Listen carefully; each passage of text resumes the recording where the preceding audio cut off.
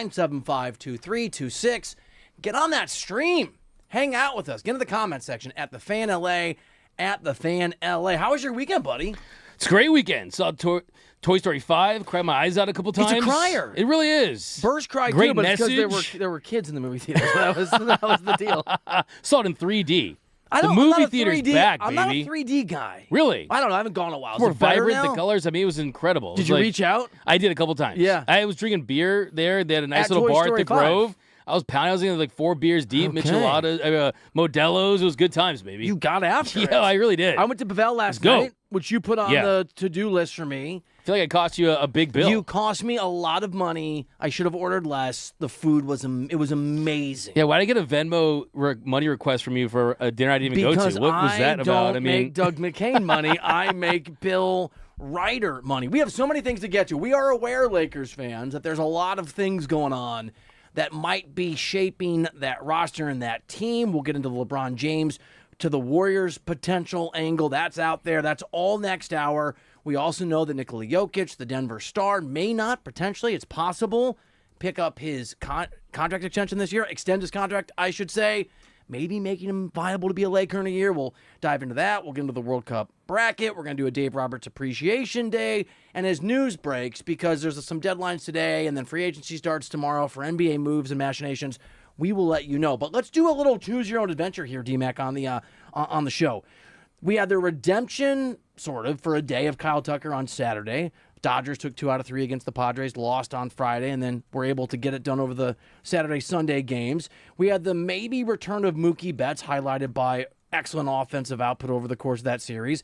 And the reverberations of Dalton Rushing continued to be felt.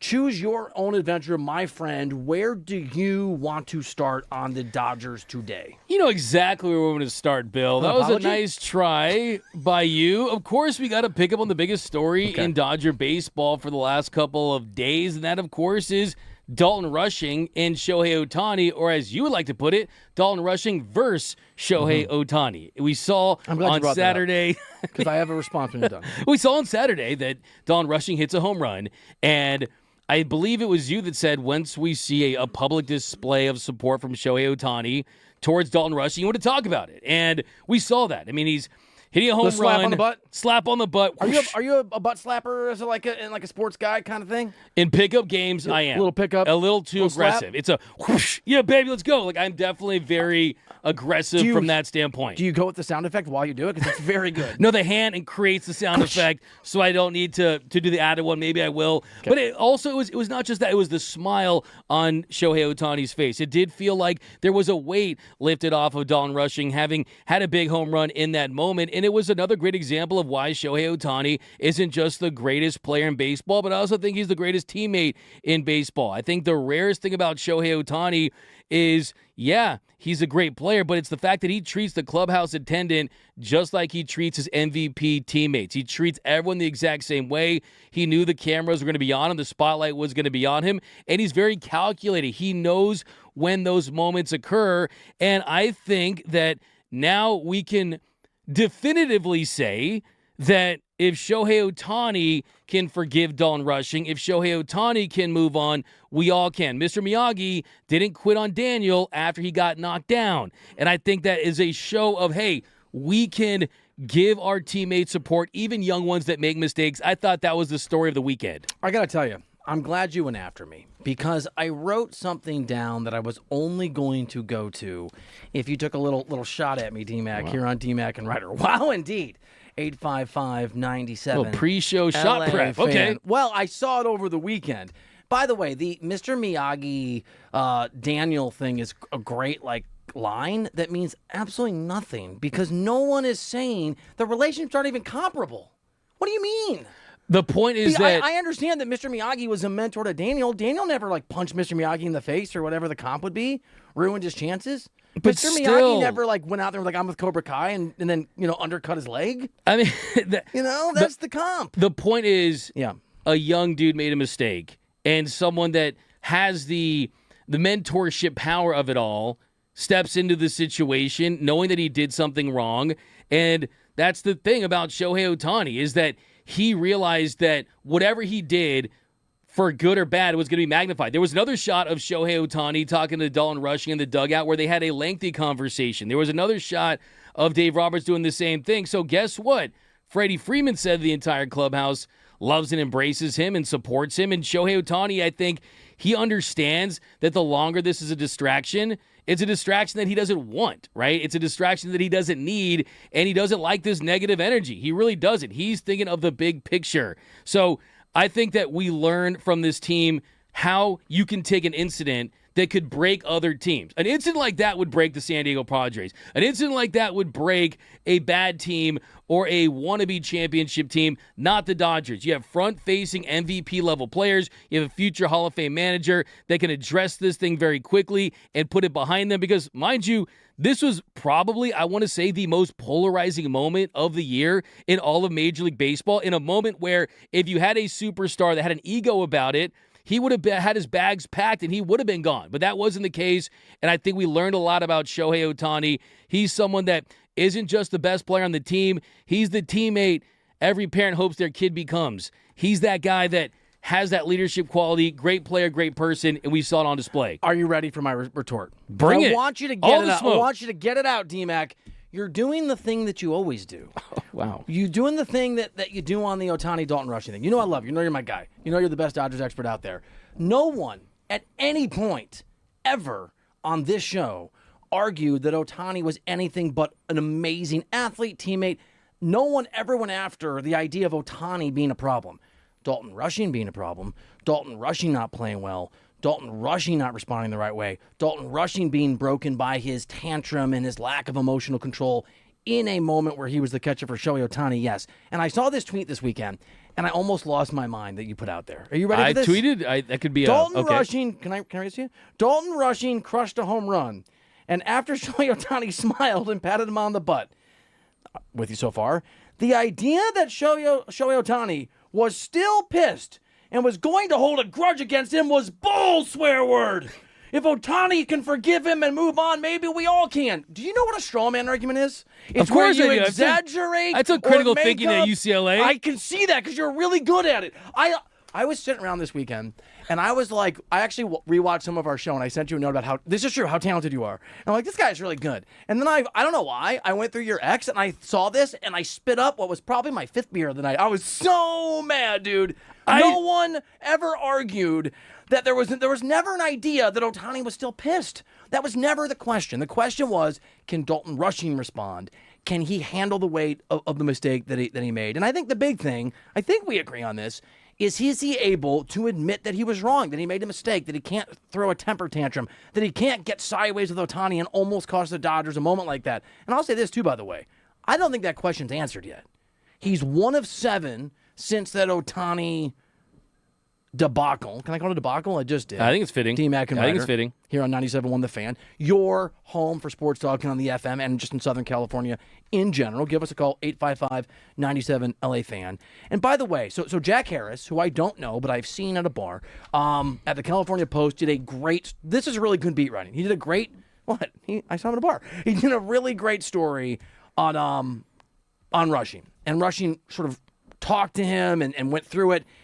And my response when I read this morning, with only 1 cup of coffee, was this to me actually is more warning signs for Dalton Rushing. Not everything's okay. And then I took him beat. I went to the gym. I called you. You didn't pick up. I was sad. I drove to work. I read it again. I'm still worried. Can I give you my worries and you tell me why maybe they're misplaced? Yeah, let's do it. Because no one's arguing that Shohei Ohtani was going to be mad forever, but I'm worried about Rushing. Let's hear it. Freddie Freeman was so candid. And all these quotes are really interesting. Rushing, to his credit, said, you never want to have a pitcher feel like you don't have their back. It's our job to make sure he really feels us on his side. So one, it's Rushing saying, not me, not you, not anyone else, that Ohtani felt like he didn't have his back. Here's the thing, though, that really worries me. Freddie Freeman was talking about where Freeman, along with Dave Roberts, went and talked to Rushing last week and tried to console him on that Wednesday, and everything's going to be okay in the dugout after that second inning. And part of what Freddie said was, we got to figure this out. Nothing is going to be better if you are just pissed right now, end quote. Not feeling bad, not I feel awful that I screwed up Ohtani's outing, not I made an errant judgment or I should have challenged. What Freeman, I think, is letting slip is that Dalton Rushing in that moment in the dugout was angry, was pissed off. And I read this and I thought, this is a guy who's out of control. And I was thinking how to tell you that the problem is Dalton Rushing is out of control emotionally and that he can't self-regulate. And then that can take the steadiest of ships like the Dodgers have and turn it upside down. But I don't have to, because Freddie Freeman said it as he went on with Jack Harris. Quote, "We all love Dalton, but it's an emotional guy when he plays, and there's nothing wrong with that. It's just sometimes we got to rein it in and not let it spiral. Because if you spiral during the game, you're striking out every at-bat. Then he's hitting himself in the dugout. Then there's no way you can have a clear mind when you're trying to catch," end quote. Doug, my worry, and I think we're aligned on this, and the point I was making last week, which I think we haven't been aligned on, because that's the point I want to make again, I'm not worried about Ohtani. I'm not worried about Ohtani slapping this guy on the butt. I'm not worried about Ohtani saying the right things through his translator, how great Dalton Rushing is. I'm worried about Dalton Rushing controlling his emotions, being angry, not being able to act mature enough to handle the moment, and screwing up Dodgers moments in Ohtani games going forward. Doesn't mean it'll happen, but that's my concern. I think it's a valid concern. I will give you that. I will give you the fact that he runs hot. He's a very emotional player. And when you're young on a team that is cast with all-stars and MVPs, with championship aspirations, with all the pressure of being a three-peat buzz team, a team that them being one of the greatest teams and one of the greatest dynasties in baseball history, that is on the table for this team. So there's a lot of expectations, a lot of pressure. And I'm with you. Look, words are the blueprint, actions build the house, right? That's how it is. And I agree with you that he needs to live up to what he's saying. He needs to prove that what happened in Minnesota will not define him as a player in a negative way, that it could define him as a player in a turning point way. Also, in that piece written by Jack Harris for the California Post, there were some quotes from Mark Pryor, the Dodgers pitching coach, and at the end he said, sometimes you have to have some of those tough moments to get to the other side as well. So, look, the truth is, this is a sink or swim moment for Dalton Rushing, because I guarantee you 2-3 years from now, if he's not on this team, we're going to point to that. And I also think 2 or 3 years from now, if he is on this team, we're going to point to that moment too, because you can't show up the big show. We understand that. But also, it's more of that being an example of him letting his emotions get the best of him. And if you let your emotions get the best of you in a regular season game against the Minnesota Twins, Bill, you're in trouble, because this is a Dodgers team that's playing postseason games under the brightest lights possible on the big stages. So I'm with you. Either he turns this learning moment into a turning point moment and we see some of these antics go away, or we're going to say, hey, this is the beginning of the end for Dalton Rushing. We're totally aligned. And by the way, I want to be clear. D-Mac and Reiter, 97.1 The Fan, the voice of really, LA Mr. Sports. Keeps receipts? On my, there's a printed out. He has a printed out text of a tweet to use against me in an argument. First, I was four beers deep at Toy Story 5, and my Twitter fingers were getting a little crazy. I cannot believe I used some profanity in Twitter. Do you want me to misquote you? No, because I don't like it when you do it to me. And so I was trying my best to not be a hypocrite. You know what I'm saying? I know what you're saying. I wanted to properly address, but I saw this and it actually made me mad because of how smart it is. Because, the idea that people would say that Shohei Ohtani should not be a Dodger is crazy. No one's saying that. You know what's so funny about that? Here's the funny thing. You took Mr. Strawman fallacy, and yes, you exaggerate something. Fallacy. I'm not exaggerating. I'm not smart something enough to know to the actual name. Distort the truth. But here's the funny thing, is if Dalton Rushing hit that home run, and he rounded the bases, and he went back in that Dodgers dugout, and Shohei Ohtani didn't give him a high five, or he gave him the cold shoulder, he gave him a dirty look, you'd be the first person staring at me on this desk, on this show, telling me you were wrong about Dalton Rushing. Shohei Ohtani hates him. Send him to federal prison. D-Mac Would trick. you not be doing that? I can't prove a negative, which you know. You knew you'd be doing that. You're a smart guy. I knew this the minute I met you. You're a very smart. I can't prove the negative you said, but I will tell you this. My concern is not for Shohei Ohtani. I don't think he's a baby man who can't handle himself the way that sometimes I feel like maybe some other people you do, okay? Whether it's how often he's allowed to play or his response. I'm not worried about Shohei Ohtani. I am worried about the guy that has to catch him until Will Smith is back, which could be a minute. I'm worried about Dalton Rushing's responses. And by the way, as a person who has learned to control his own temper, as a person who has worked around people who have had temper control issues, I don't have a lack of sympathy for him. I can separate the sympathy from the reality that you got to be good enough to be a Dodger. Not just a Dodger. If you play in professional sports, if that's what you do, you are going to be criticized by the standards of the league that you're in. And if Dalton Rushing is a major leaguer, I'm going to hold him to a major leaguer's standard, period. And the way that he conducted himself last week wasn't acceptable. But my worry isn't that he got mixed up with Ohtani. It's honestly not even that he brushed Ohtani off. I think that's a symptom of the problem. My worry is his inability to just be like, I screwed that up. I can self-regulate, take a breath, and go out and be okay. I'm worried, as Freddie Freeman talked about, that he can spiral, and so can the team. That's fair, but let me ask this, Bill. Okay. Do you think that he's handled anything after the fact in a way that would lead you to believe that he's not accountable for this? Because for me, I think he has. I think right after the game, he said it was embarrassing. I think talking to the media multiple times about what had happened. Look, I'm going to try to get him on this show to kind of talk about it again, right? I know Dalton Rushing pretty well I'd love that. at this point, but for me, I look at it this way. Shohei handled it well. Dalton's handled it well. And here's the thing. You don't throw away your rookie card because your player struck out once, right? Rookie cards are only valuable for the years after they're a rookie, and they put together all-star careers, Hall of Fame careers. Don't you think That's a little good. bit of this, we are kind of losing sight this dude is a rookie? No. I mean, like, you think you mentioned the Dodger I way. love the rookie card, though. Henry, my son, is collecting cards right now. Happy birthday to Henry, by the Yeah, way. he had a great Saturday. We got him a lot of cards. Might be the coolest kid in America. They're I'm just saying. all over my house. Top 5 at least. I'm Not 5 either. We're aligned. Not top 5, not 5. Yeah. Is that called top 4? Means he's probably number 1. I got it. Top 2, not 2. The thing is, look, we'll get to Roki at some point, and I'm worried about Roki, but I'm not worried about Roki the way that I am Dalton Rushing, because struggling at the baseball is one thing. Struggling at criticism and failure is a totally different thing, right? I understand that you're not always, again, I'm not worried about Dalton Rushing, the young guy, getting his signals crossed with Shohei Ohtani, having a 101-mile-per-hour fastball get past him, even being bad at the ABS system, which, by the way, is new, right? You gotta learn how to do it, and getting it wrong.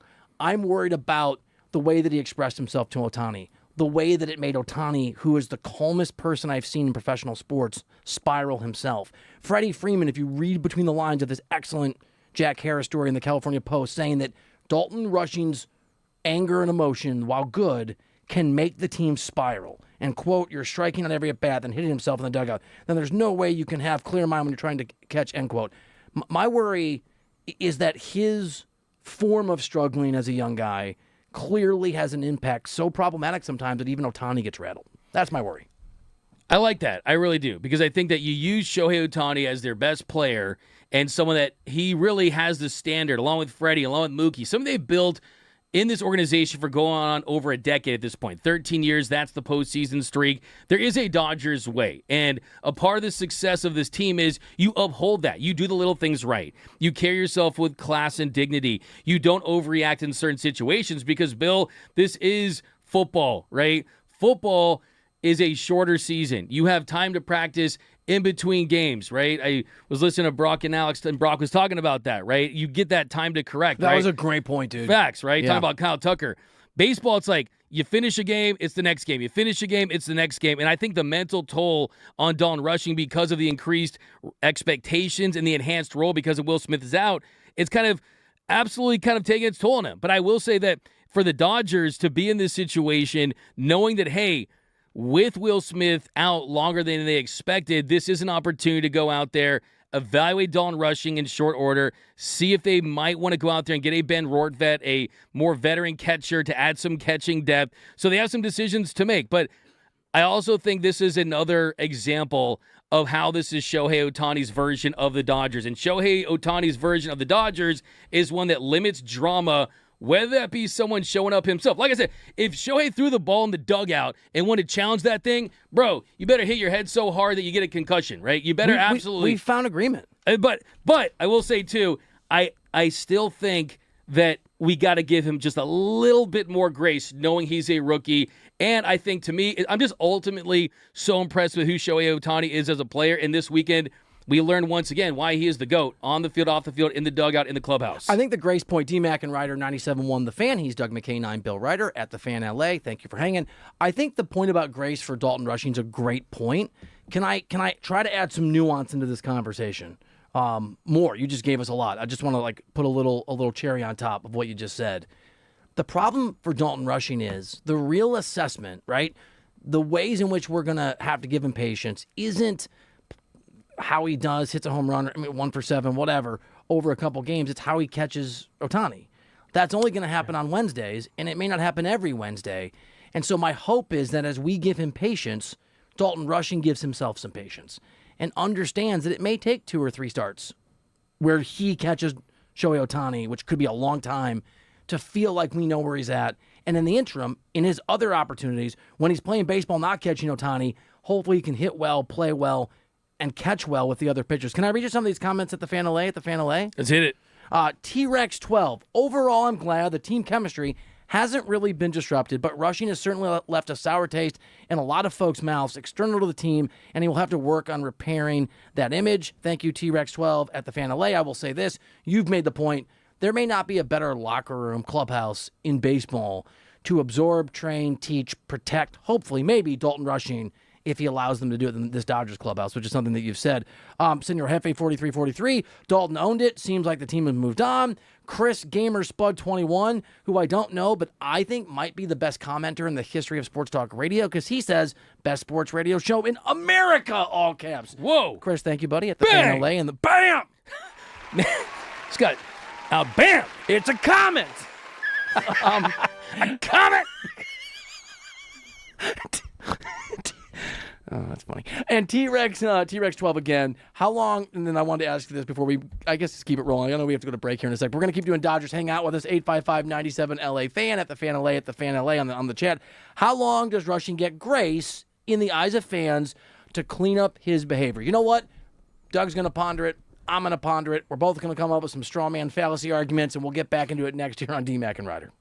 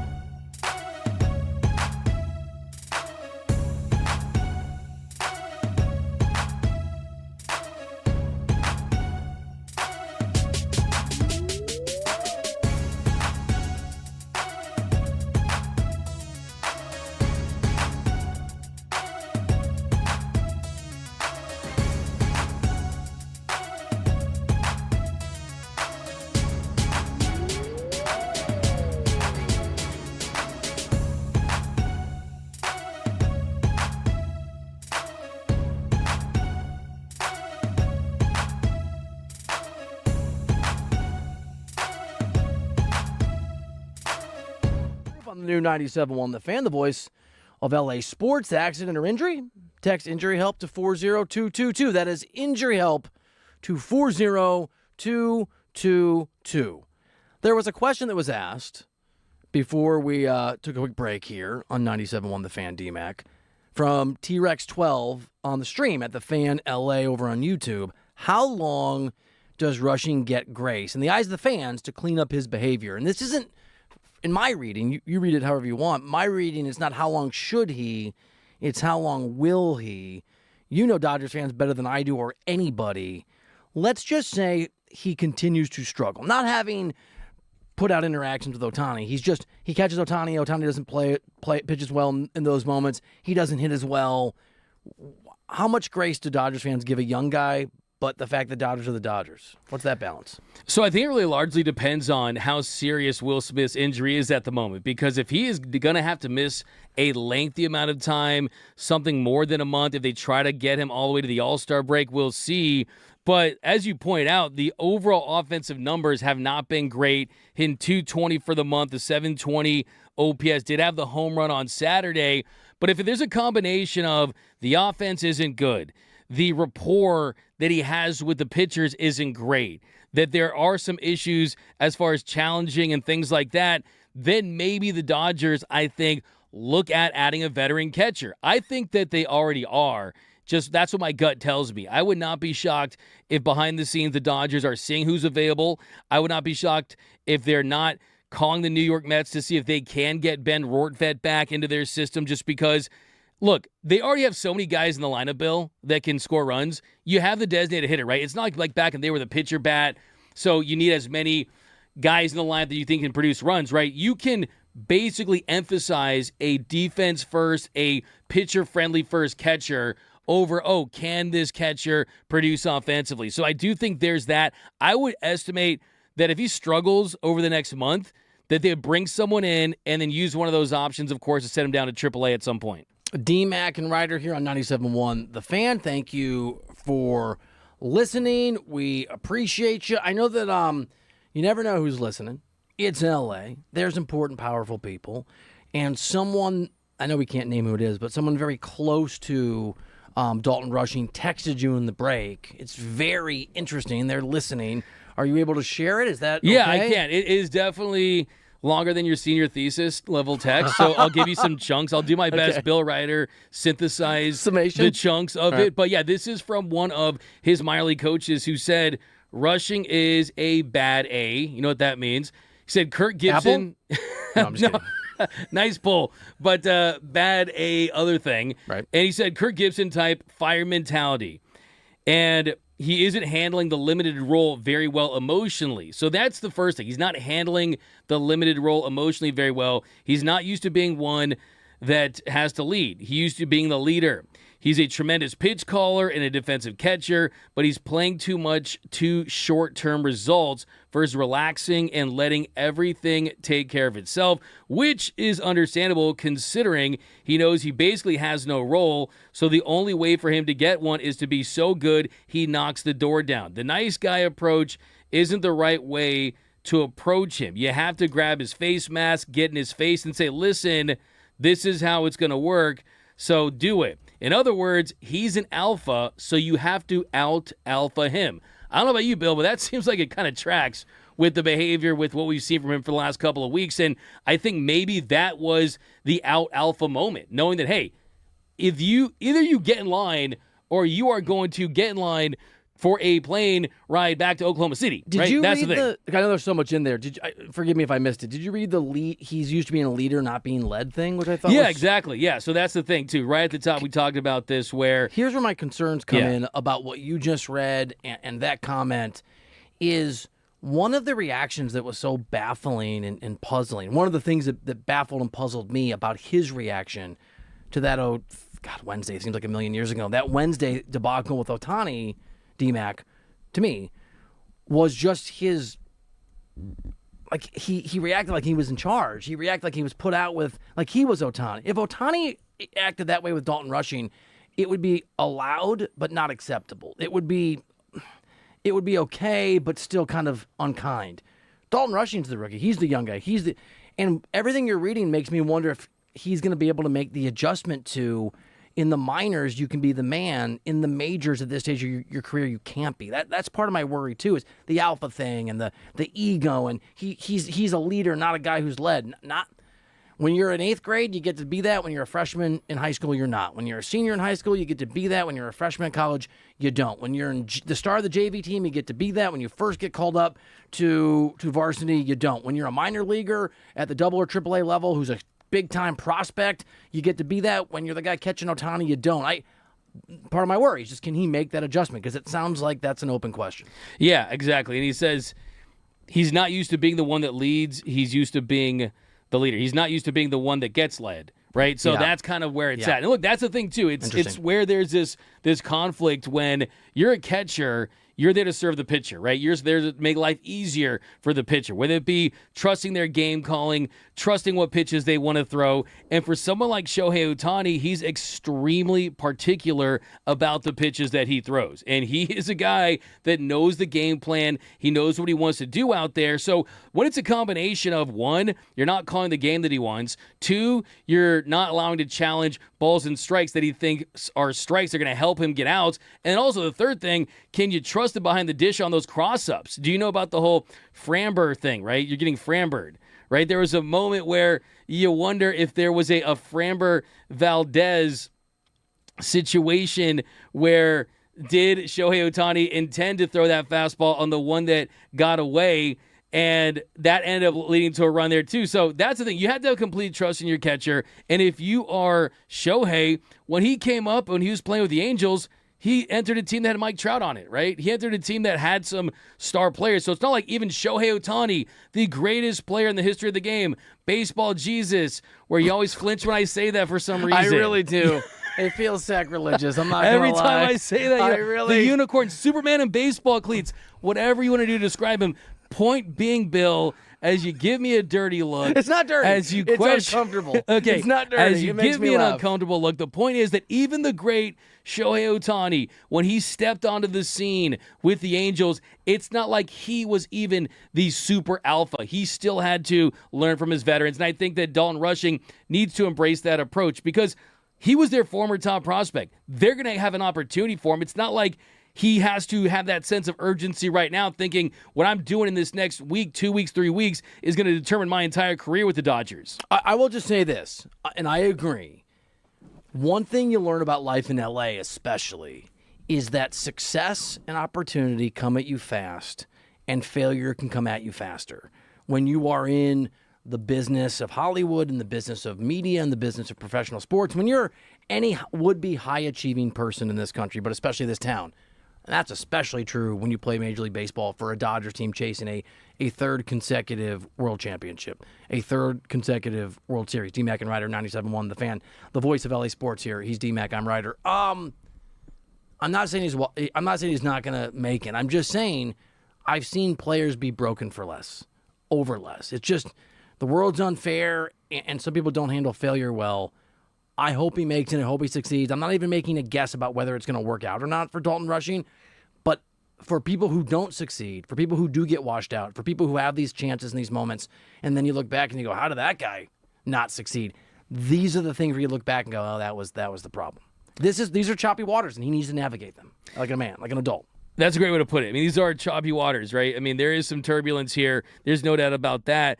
But Brandon Gomes, he did an interview a couple days ago, and he talked about the perception versus reality of Dalton Rushing, and he called him one of the nicest human beings that he's ever been around. He said that he would have Dalton Rushing babysit his kids and feel good about it. I mean, he said some things that were very over the top in support of Rushing. Now, here's the thing. That's interesting. Just because you're off the field viewed as that, are you on the field viewed as that? Because I don't know if you noticed this, there was a moment where Dave Roberts came out to check on Dalton Rushing during the Padres series, and Dalton Rushing kind of aggressively waved him off.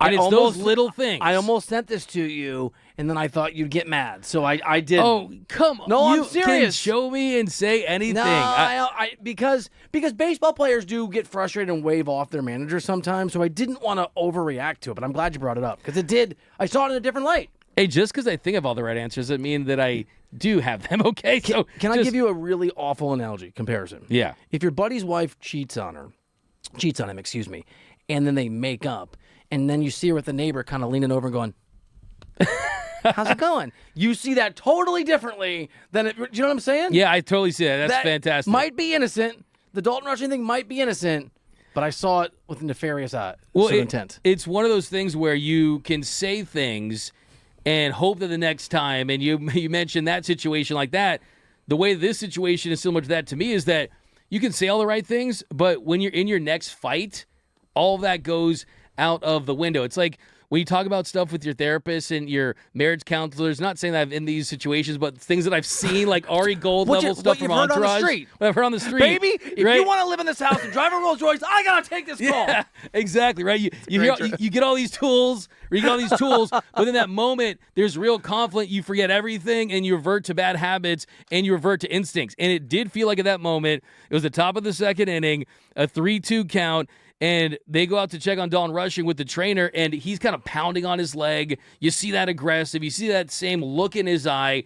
And I think that the mental side of this is so incredibly significant. I agree, dude. And Dalton Rushing is a guy, I mean, he has always kind of been a player that runs hot. And they say a mad player can be a bad player, right? But in his case, it's not what you want to see, like, right after, of course, all this stuff. Maybe give it a couple days. So I will say that they have handled this with Dalton Rushing, knowing that I think they understand it's more of a unique situation. And there's been other moments this year. So, yeah, is this bigger than it's appearing right now? Or is this the start of something big where when things happen, there's this point of no return? I hope that's not the case for Dalton Rushing. Look, we are both rooting for the guy. I don't root against people, but we also have to make honest assessments about what we think's going on with the Dodgers and the Lakers and the Rams and the Chargers. And if you want to make an honest assessment with us, by the way, you can call us at 855-97 LA Fan, 855-97 LA Fan. There's a lot of you hanging out in the chat at the Fan LA on YouTube. We have a very cool community that's brewing there. If that's where you happen to be consuming the show, push the like button. Please push the bell button. And by the way, if you are on the YouTube, if you are on the chat, you can still call us. You know, we can do the crossover from the internet to the real world. 855-975-2326. Doug asked me to say it with the numbers. 855-975. No, it's a good suggestion. I like it when you... Okay, my personal preference, I like it. Anytime you say the Fan LA, it just gets me excited. I mean, just for me, I love it. A shot. That wasn't a shot. You gave me a dirty look. Hey, there's the shots. There's the hidden shots. I don't hide the shots. No, that's a good point. That's a good point. They're pretty open. 855-975-2326. By the way, if you're in the chat or if you want to just hit us up, again, at 855-97 LA Fan, give us some heroes we're going to nominate. We keep skipping this segment because we're talking so many Dodgers, so we're going to keep talking Dodgers, whether Mookie is back, whether that Kyle Tucker Saturday was a true beginning, maybe, hopefully, of a redemption/turnaround, but we'll throw in some hero nominees as well. More Dodgers talk coming up next on DMAC and Reiter.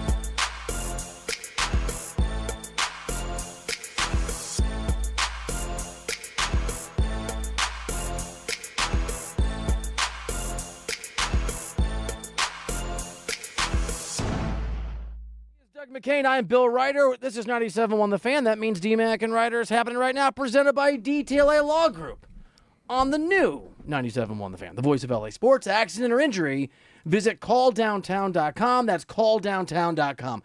I also went to the Last Bookstore. Have you been there downtown? Yeah. Amazing. Have you read Raymond Chandler? I've never read Raymond Chandler. I have not, but did you get that cool picture? No, we didn't go up. We've been there a lot, so we didn't go up upstairs with the books and then make the spiral thing. Yeah, it's cool. The Last Bookstore is pretty wild. The place is amazing, dude. I like to go to the last Amazon.com, though. Oh, you do? Yeah. Okay. Just kidding. No. Wow. No, you're not kidding. No. And I gave you a dirty look for that. The last book. That I like the Barnes & Noble at the Grove. You do? Yeah. That's your I like that vibe? smell of new books. Yeah, that new book smell. Let's put out small bookstore smell. It's like the movie You Got Mail. Do you want to rock a little? We'll just keep doing a little choose your own adventure here on I'm down. Writer. We could go Kyle Tucker redemption ? Or Mookie Betts is back ? I like the Kyle Tucker angle. I really do, just because I think it was an impressive weekend for him. The at-bat quality just better. He missed that time with the back injury. So to see him back out there, and he is under a microscope. And we've talked about him a lot on this show. He's talked a lot about in the world of Major League Baseball because of how big that contract is. Let me take up a chair and listen. You want to check out, hang out by his locker? Is that what you're saying? Yeah, it is. Yeah. I see what you're saying. You know what I did there? Hey, here's the thing. Talk to me. Just to get everyone caught up, yes, I did say on this show that he wasn't at his locker very often. Correctly. And Miguel Rojas posted a picture of Kyle Tucker in front of his locker with a text that said, Tuck at his locker, and a shrug emoji. People blowing up my mentions, people blowing up my phone saying, D-Mac, Miguel Rojas calling you out. If that is what had to happen, if D-Mac had to get called out for Kyle Tucker to turn his season around, well, you're welcome, Dodgers fans everywhere, because I would love nothing more than to see Kyle Tucker have a great rest of his season, have a great postseason, earn that $60 million contract, and the at-bats look better. So, hey, I'm trying here. I'm so impressed by your answer, and I'm so mad at myself. I wish in 2012 I had thought to take credit for all that would follow for LeBron James. Hey, you know you got to do what you got to do. No, it's a good... By the way, David Vassay said the same thing. Yep. And David has been, I think, falsely, unfairly maligned as a homer. And he went out there and he said, like he's never in his locker. So it's not like you're on an island saying this. It's, you're saying it with other people. What? Yep. 855-97 LA fan. That was the sounds of David Vassay backing you up to what you said. And this is the sound of Kyle Tucker. And you'll hear some of the question and answer here. Being asked, he still sounds miserable, but you can judge for yourself. Being asked if he's able to stay positive this season. Pretty good at staying positive without focusing on what the numbers might say or anything. Yeah, for the most part. I mean, it sucks sometimes, but you can only do so much. And I mean, been trying my best out there I just want to help our team win and everything. I don't really necessarily care about my personal stats as long as we're winning games and I'm able to contribute to that. That's all I can really try and do. I got to tell you, I think that your candor, the kind of reporting information that Dodgers fans deserve on Kyle Tucker not being in his locker, has resulted in Kyle Tucker responding by being more present. And whether or not that helps him hit more or not, he's made the rounds, he's gone on some shows, he's talked to reporters, he's lingered a little longer. If you watch that scrum, is that the one from Saturday, Bursch? If you watch that scrum, and he was 3 for 5 on Saturday, the home runs and 4 RBIs. And I'm not going to do it grammatically correctly. RBIs, runs batted inses. He at the end of that scrum, he basically he looks sort of. See, now I'm seeing him in a different way. I thought he was dour and put out, and now maybe he's just awkward and shy. And there's a difference, but they present the same way. You don't know if a guy's never around, if he's never at his locker. Since you called him out for that, he's been around more. And at the end of that scrum, he kind of goes, you guys get everything you need? You cool? Oh, okay, bye. Which is a different thing than, ugh. So I think you did the guy a favor because however he plays is going to dictate in the long term how Dodgers fans view him. But in the short term, I think the more that he talks, the easier it is to like him. And again, no one's trying to hate people, but if you make yourself unlikable, people will tend not to like you. Absolutely. I could not agree with you more. And what I just was trying to reiterate was, you do not sign superstar contracts and put a role player like stats and then expect for people like myself to not at least point out the reality of the situation, whether it be doing a deep dive into the numbers, whether it be just showing the old eye test, right? And I think to your point, Bill, after he did have that big game, you mentioned 4 RBI, by the way. It's RBI. It's runs batted in. Okay, it's be Runs, batted ins, RBIs. No, I'm just messing with you. I'm all Are you a forever grammar RBIs. guy? No, I'm a forever RBIs. yeah. It's RBIs for life for me. I'm with you on that. I hate that people try to be too cool for school. It's I RBI. don't mind people that say 10 RBI. I mind people who go, you just said RBIs. You said RBI. It's plural. No, it's not plural. But I feel like the person shut that your face. So when Not people you, but do put that out imaginary. there, though, even if they don't say that, I feel like they're saying that without saying it. I feel like they're, look at me, I say RBI. I've got a lot of Anchorman in me, where if I hear something, it can get stuck in my brain. So now I'm always like, RBIs. Oh, yeah, that's right. It was RBI. Oh, these sabermetricians have got. It's like an earworm. It is It's a stat worm. It is, but let's keep it the same, right? RBIs. Crypto will always be staples to me, right? I mean, there's all these things will never change for man. me. I got to keep it the OG That's a way. staple of how to say it. There we go. Now, as far as what you were saying though about him being more present, and him embracing his role in this team like he has, but seeing better results, you notice after he had that big home run, they cut to the Dodgers dugout, and it felt like half of his teammates, maybe even more than that, were showing a little more applause and gusto. They were up on that first step. They had their hands up in the air clapping. that's There was this interesting. extra sign of support saying, hey, we know what you're going through. Hey, we may have heard some things that people are saying about you. We're here for you. So it feels like not only did Kyle Tucker turn around, it looks like the entire team has been brought together to rally around him. Man, I was just thinking, they need a Ted Lasso. I mean, what an emotional. You Yeah. think Dave Roberts just goes home and just like, oh my God, give me a beer, because I got to worry about Dalton Rushing, and I got to worry about Kyle Tucker, and I got to worry about Roki crying, which we'll get to whenever we have time. I mean, for a team that is clearly the best team in baseball, that has won the last 2 World Series, there's a lot of emotional stuff going on, which I think just speaks to the weight of what it is to wear that jersey, to carry that color, to be a Dodger. I think so, too. I think you're 100% right. It's the market, it's the expectations, it's the contract dollar amount, it's all those things. And here's the thing. We just can't have Kyle Tucker be a maybe. He's got to be a foundation piece. He's got to be someone that elevates this lineup, because it's not just the, he's making so much money thing, right? A lot of these guys make a lot of money, okay? And the reason why he's getting $60 million and not $40 or $50 million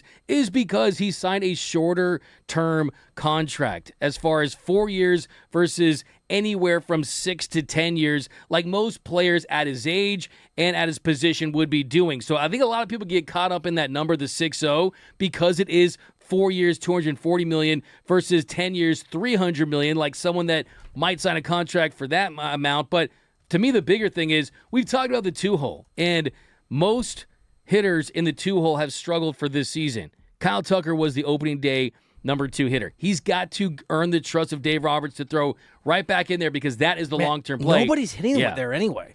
I said this the other day. Like Dodgers hitters are hitting sub 240 or whatever the number is in that 2 spot. Very quickly, we have to nominate some DMAC and Reiter heroes of the day. I'm going to nominate Bill Plashke. He wrote a great column on how Kawhi Leonard is the worst free agency signing in LA history. I'm going to nominate Michael King, the Padres pitcher, for not encouraging his catcher to challenge what would have been a strikeout for Freddie Freeman. And I'm going to nominate Freddie Freeman for the at-bat maybe of the week, and he was down 0-2. I think the bases were loaded. He fended off a bunch of pitches. He earned the walked in a run, drove King basically from the game, turned that game around. And Freeman did, in fact, talk about that at-bat after that game. In my situation, I had bases loaded, so I wanted to be aggressive to the first pitch strike, and I had a sweeper a little bit up, and I felt off, and then I swung a changeup, and so in that situation, I'm just trying to hit a fly ball, just trying to get a sac fly. Don't want to ground into a double play to lose momentum, so just kind of battling. He was, he went a lot of changeups, front door sinkers, so just trying to battle, and finally I was able to lay off a changeup down below the zone, and Mookie was huge getting that hit. Shohei had good pitching, timely hitting. Good defense. That's what won us the game today. It was a hell of an at-bat, and it felt like it broke the Padres. I'm also going to lastly nominate Andy from Toy Story 5 for helping you to spill your beer and your tears. Well, that's the thing. I mean, the new Toy Story, and Andy is definitely, you feel in there, but Bonnie, the Toy Stories 4, 5, and 6 is a trilogy for Bonnie, right? And Bonnie is, it was a great. I'm going to take you. No. Andy was in it, though. He's a part of the thing. But can I nominate some? Yeah, you got to. Okay, first Bill Reiter for always being the man. Nominate but me also or you. Gabriel Martinelli scored the game-winning goal for Brazil to defeat Japan. It was a heart-pounding, thrilling game. Brazil advances. Also, Dodgers fans who showed up and showed out down at Petco Park, taking over our beach house, Dodger Stadium South. Also, I want to give a shout out to Sportsnet and the Dodgers broadcast for not showing love to Pedro, this Padres fan who was trying to heckle and go viral. The whole entire game he was heckling Dodgers players. Last year he went viral for the heckling of Shohei Ohtani, so they didn't give him any love. So I got to give those my heroes today. All right, D-Mac and Reiter, you can vote over at the Fan LA for our hero of the day. LeBron James is playing games. LeBron James is throwing his weight around, and LeBron James might be showing the Lakers why they should let him go to the Warriors. That is next on D-Mac and Reiter. They have the sources.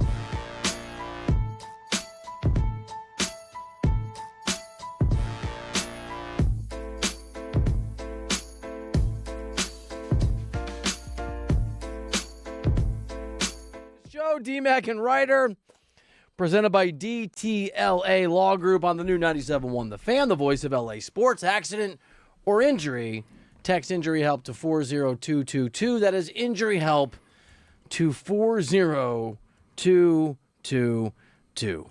If you're hanging out with us over on the stream on YouTube, it's at The Fan LA, at The Fan LA. You can also vote there on the poll we'll put up here in a little bit for the hero of the day.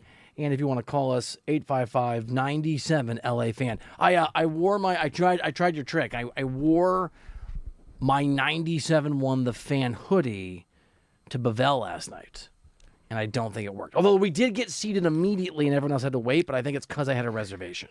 Even if you don't feel it directly, though, Yeah. the looks that you get, the aura that you build, Okay. I guarantee they were looks. I guarantee you people are feeling the vibes. I guarantee There's they're looking vibe. at the logo. I guarantee that Okay. you benefited in ways you might not have known. I didn't even understand the power of it. I think your chefs, they looked at like, okay, we're going to put a little extra. Don't send the Reiter families out. Yeah, we're going to take some extra time. Is that why the duck was so good? That's why. That's why the Doug was good. They saw the 97 The Fan hoodie, and they gave you a little extra love on it.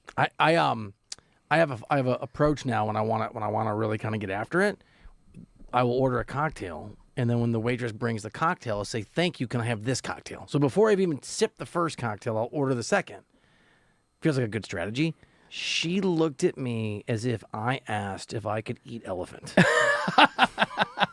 As if I asked her, the most hideous question on earth. So you do that so you can keep it going. You just you keep don't it have moving. to have any And I delay. drink fast. Yeah. Yeah, keep it. Because I time. I mean, look, if the cocktail comes in 30 seconds, I won't. But the cocktail took about 6 or 7 minutes, right? Yeah. Maybe 10. Interesting. I wanted 5 or 6 of them. You should have been was aggressive. Get it. You want that jumbo They're so size. You want the drinks coming, man. Turns out cocktails aren't free though. When the bill came, I realized. All right. Speaking of not free, it's not free to build a winner. If you're the Lakers, there's a lot of machinations and moves that need to happen. And the latest, there's a lot going on here, and I think it's worth trying to just clarify what we think is happening. So Marcus Smart has opted out, has declined his $5.4 million player option. He's probably gone. Okay, cool. DeAndre Ayton has picked up his player option for a little under $9 million. Okay, cool. They can still trade him. The big news is that Draymond Green did not opt into his massive, $28 million player option, which gives the Warriors the ability, the opportunity to both have the room to trade for Anthony Davis and more importantly, sign LeBron James at the mid-level exception, which can be about $15.1 million. On Kalshi, on the betting markets, do you take Kalshi seriously? It's fun. I It think doesn't. It's not the Bible to me, but it's fun. I mean, there's been instances in the past where it's gone in different directions. But I think in today's day and age, I mean, Kinda is it reflects- more often than not? Is it more right than it isn't? I would say yeah. It reflects best guesses, right? Exactly, yeah. Of people smart enough to be gambling money, like putting money on it. I get they don't call it gambling, but whatever the right term is. And I haven't looked in the last hour, but as of an hour ago, LeBron's odds to be a Warrior had gone from 13% when we did this show, D-Mac and Reiter 97.1 The Fan on Friday, to 58% when this show began. And a lot of that is because there is a sense that LeBron is frustrated with the Lakers.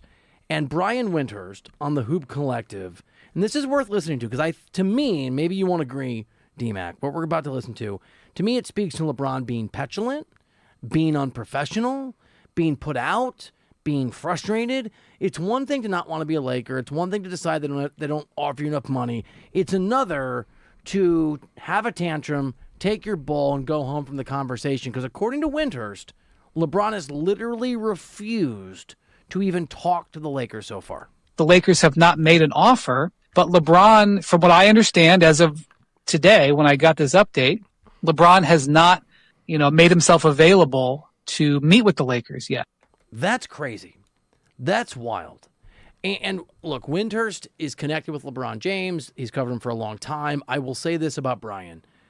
I think that of all the agenda-driven people out there, like Shams is the best insider out there, and every single thing that he puts out has an agenda that is backed by somebody else. I think Windhorst is so well-sourced and has a journalism background that I find his information to be the closest to the truth minus agendas. I think he's one of the hardest people to manipulate in sports media. So if you take this at face value, that LeBron is not willing to visit with the Lakers, that he hasn't been willing to make himself available. And again, the context is you're not allowed to talk to other people's free agents right now until tomorrow at 3 o'clock. You're allowed to talk to your own free agents. This is the time, if you're LeBron and you want to be a Laker, where you talk to the Lakers and they tell you their plan and they say, here's what we're doing and here's why we paid Austin Reeves and here's our moves and this is what we're going to pay for Walker Kessler or we're not going to pay for Walker Kessler and here's what we think's going on. And LeBron at least in a minimum listens and says, okay, when you start making your moves and your machinations starting tomorrow, here's what I need to come back. The LeBron's not doing it to me as a power move from someone that's not as powerful as he used to be. And it's just a reminder that, yeah, you get LeBron's, what was it? I don't even remember, D-Mac, 22, 7, and 6 or whatever it is. But you also get this garbage. This petulant, put out, moody, I'm frustrated, I'm not the man, so I'm going to take my ball and go home and not return your phone calls. Unprofessional garbage. Assuming that Windhorst's report is accurate, and I have no reason to think it's not, these are the reasons why when we started the show, I was like, man, LeBron, the basketball player, yes. LeBron, the guy in that locker room, I don't know. Exactly. And I think you're absolutely spot on. Of course, you're Mr. LeBron around here, right? So anything you say about LeBron James, I think you got to listen extra close. I mean that from my heart of hearts because you've been around the guy. You've covered the guy professionally for years. You're an NBA expert. So anytime that you talk about LeBron, my first instinct is, well, let's continue to go down that path. And you mentioned Brian Windhorst and the credibility he has talking about LeBron and what we talked about on this show for weeks now, where it felt like because LeBron was still a good player, because of everything he's established in LA, his roots, his kids wanting to retire here. He'll have spent more time with the Lakers than the Cavs and the Heat and things like that, that it felt like there was a foregone conclusion, that it was a formality that he was going to be back with the Lakers. But to me, Bill, the Lakers and LeBron are like a married couple that stopped arguing because they've already decided to get a divorce. That's how it feels like to me, that when you're still arguing, you're like, okay, we're trying to figure this thing out. We're just mad at each other. But it's when you stop talking altogether, that's when I get really worried because you're thinking about it. You're like, okay, is this over? Both parties are like, maybe we'll continue it, but they've also downloaded the Tinder app, right? And they're looking at their options. That's how I feel like it is with LeBron. I think that he's swiped right or left. I don't know which one it is. Maybe I'll ask you. I don't know which one's the one that you like. But I think that he has done that to the Warriors. He likes the idea of having this Expendables level run with Anthony Davis, with his friend Draymond Green, with Steph Curry, and saying like, hey, sure, Thunder are great, Spurs are great. Will we win a title? Maybe not, but at least it'll be all eyes on us. At least I'll be able to stick it to the Lakers, who I don't trust anymore, who have clearly moved on from Luka Doncic. And I think if you're the Lakers at this point, there is a world of good riddance, even though you're going to miss his production. Tony J I just butchered that. Over on the stream at the Fan LA, Tony J says he can go and take his son with him. He has lost all LA privileges. Here's the thing. Pulp Fiction line. It is a good one, isn't it? Yeah. Where's that? I need to go to that diner. The diner that do you know where it is? Yeah, we can take you there. We'll hang out? Mm-hmm. All right. I'm gonna bring you lost all your LA privileges. Do you want to bring a briefcase? When you stay gone, be gone. Was somebody's Butch. soul in there? Is that your theory? I think it could be, because you remember Ving Rhames' character, Marcellus Wallace. He had that Band-Aid on the back of his neck. People say that's where the soul came out and went to the briefcase. It was his soul. Yeah. Okay. We just took a little tangent there here on DMAC and Reiter, which we do on the new 97.1, the voice of LA Sports. Here's the thing about LeBron losing his LA privileges. I understand and respect leverage. I get he's got to try to get the best deal that he can. But LeBron's unwillingness to even engage in a conversation, if the report from Brian Windhorst is true, about the nuances and the complications and the difficulties of building a winner when you got to keep Luka happy, right? LeBron should understand that.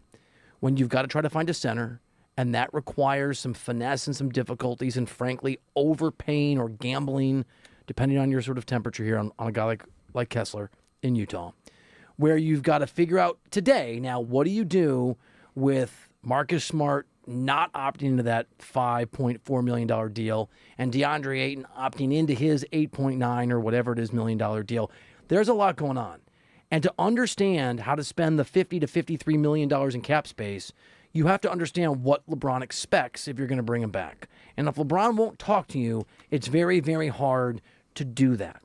And now that LeBron is putting out there, or someone is putting out there, that the Warriors are in play, it leads to a really difficult situation for the Lakers. Because if you're the Lakers, right, You bring this up all the time when it comes to Tarek Skubal, and I love it.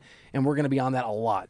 That it's not just about getting Skubal if you're the Lakers or if you're the Dodgers. It's about preventing other teams from getting Skubal, especially teams like Milwaukee or the Braves or even the Padres. Okay, so smart. You get Skubal, you also block a competitor. To what degree do the Lakers need to put aside their frustrations with LeBron's petulance? And trust me, as someone who's covered LeBron since 2010, including several years of my life where I had to move to cities where he lived to cover him, I know how frustrating that is for organizations. I could tell you stories for an hour and a half about the Heat when they liked him. Just being like, what is he doing? We're giving him everything he wants. Why is he so put out? I understand the frustration. Is the juice still worth the squeeze in the sense that if you let LeBron go, if he goes to the Warriors, if he takes the 15.1 mid-level, there's a world, and I know people think that the Anthony Davis and the LeBron stuff could be fakery, leverage to get these guys paid. I think all is possible.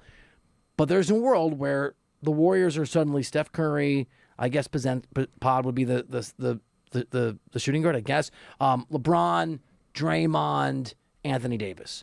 Because Jimmy Butler would have to. And by the way, Jimmy Butler's agent just released a note basically saying they've assured us they're not going to trade him and we believe him. We'll see. Is it worth engaging with LeBron at a higher price or just engaging with LeBron based on the fact he's being put out and won't call you back to prevent him from going to the Warriors for you? I personally don't think so. I think that is kind of a situation that could be a little untenable where you think it's you that's in the right, and then he thinks that he's in the right. And, of course, he wants to go up to Golden State, who really is, we've talked about on this show, I mean, they're basically rivals of the Lakers now. Right. But guess what? Who's the best player in California right now? The best player in California is Luka Doncic. So if I was LeBron James, I'd be telling Draymond Green, come join us, dude, and we'll join Luka Doncic. But you got to operate. If you're the Lakers front office, you got to operate not based on that. I agree with you, but based on LeBron's ego. No, are you worried? Is that Warriors team, is a Steph, LeBron, Anthony Davis, Draymond team good enough to be a real threat to the Lakers? I'm going to say this. I think it might be. A threat to the Lakers in a 7-game series in the playoffs? Sure, for sure. I mean, that's what it is. Can they stay healthy? Can they get there? Are they 82 games, or can they play 82 minutes together? I mean, how will that team last? Because that, to me, isn't a super team. That's a super old team. And super old teams don't win long term. Will it be fun? Yes. Will it create headlines? Yes. Will the NBA have to break their agreement and just allow all 82 games to be on national television? Fine. Yes, you put Steph Curry, you put LeBron James on the Warriors. It's going to feed families. It's going to be big business. But I think if you're the Lakers, this shouldn't be a world where you are adhering to LeBron's needs and you're trying to get leveraged, okay? This is the Los Angeles Lakers. This is a proud franchise that is among the elite franchises, not just in the NBA, but in all of professional sports. And yes, you still have a Adu Thero. Yes, there are still some ties to Clutch Sports, but Lou Dort, he's not going to be here, so you don't have to worry about a Lou Dort possibility with Clutch. I think the cloud of Clutch being lifted is going to be refreshing if that's the case, and I think that would be worth more than anything you're going to lose in that 26-7 at 42 years old for LeBron James. The Clutch thing is real. By the way, it's a great shout, D-Mac and Reiter here on 97.1 The Fan, because Anthony Davis is a Clutch client and LeBron James is a Clutch client, and guess what? Draymond Green, who's also an Odyssey employee because he has a great podcast with Odyssey, our company, is a Clutch client. And so there's also the thing about GMs that I always talk about, and I know you and I have discussed this, is they don't operate rationally. They operate in their best interests. Players are the same way, and LeBron sees himself more as a GM than a player. He sees himself as someone who shouldn't have to be courted. People should do the courting of him, right? He shouldn't have to court other people. They should come to him. He's accustomed to throwing his weight around. His last opportunity to feel like the king of the NBA is right now, this summer. If his ego is what's motivating him, and it may or may not be, if his need to be in control, if the habits that are no longer going to be things that be satisfied because he's just not good enough, and he's great, but he's not number one player in the world, that he has to be in charge, are going to be the North Star of his decision-making. This is the last shot of Rich Paul being in charge and Clutch making moves and feeling like he gets to play the sort of the puppet master. And the only way he does that is to go to a place like the Warriors where he pulls the strings to get AD, and Draymond's part of that, and he gets to play with Steph. And so the more I think about it, and nothing with LeBron surprises me, all he does is pull surprises every time as a free agent. But I think the Warriors play is real, and I think what he wants from the Lakers as much as money is their not subservience, but he wants them to kiss his you-know-what, and I'm not sure the Lakers are going to do that.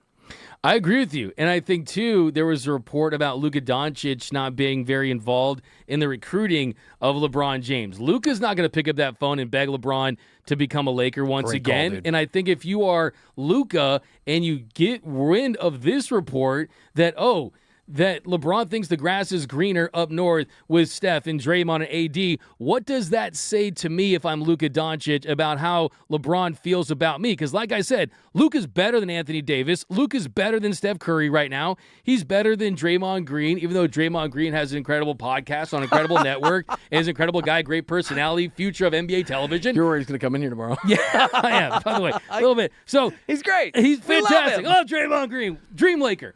But the point I'm trying to make is if I'm Luka, I don't like this at all. Like, I don't like the optics of this.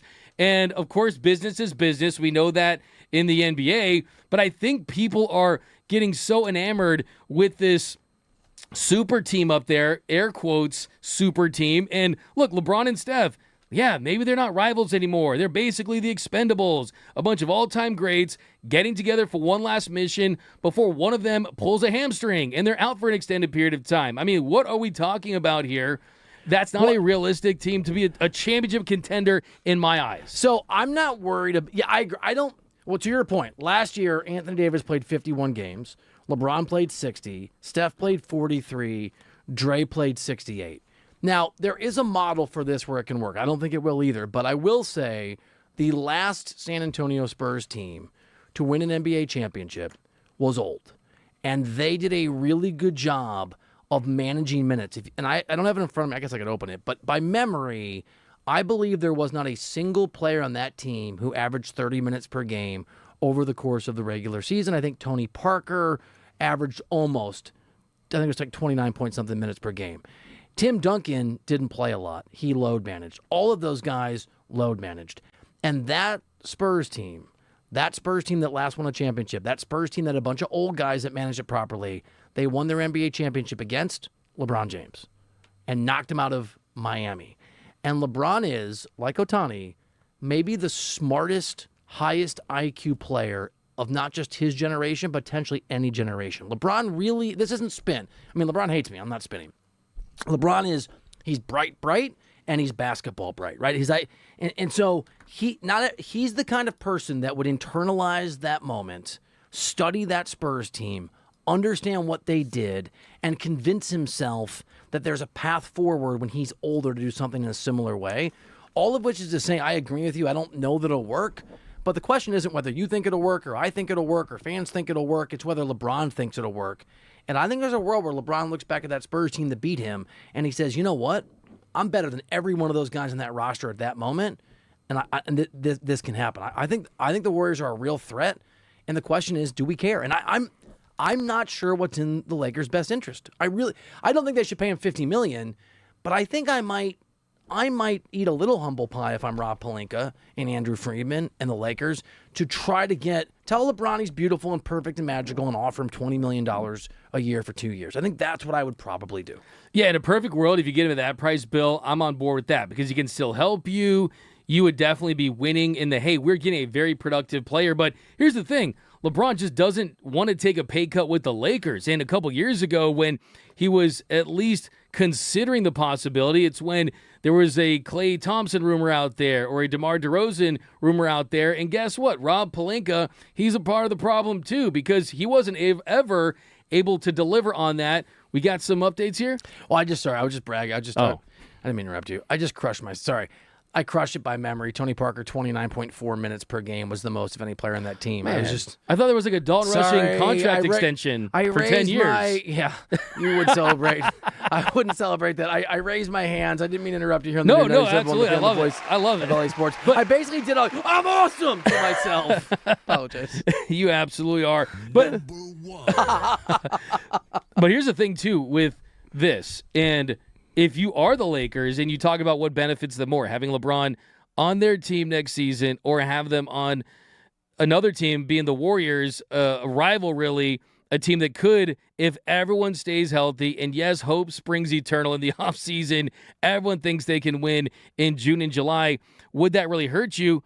here's the other thing. If LeBron goes there and has his last dance with this super team of friends, the guys you always wanted to play for, and you bring in Anthony Davis, his guy, that could implode the Warriors for future seasons after LeBron's even there.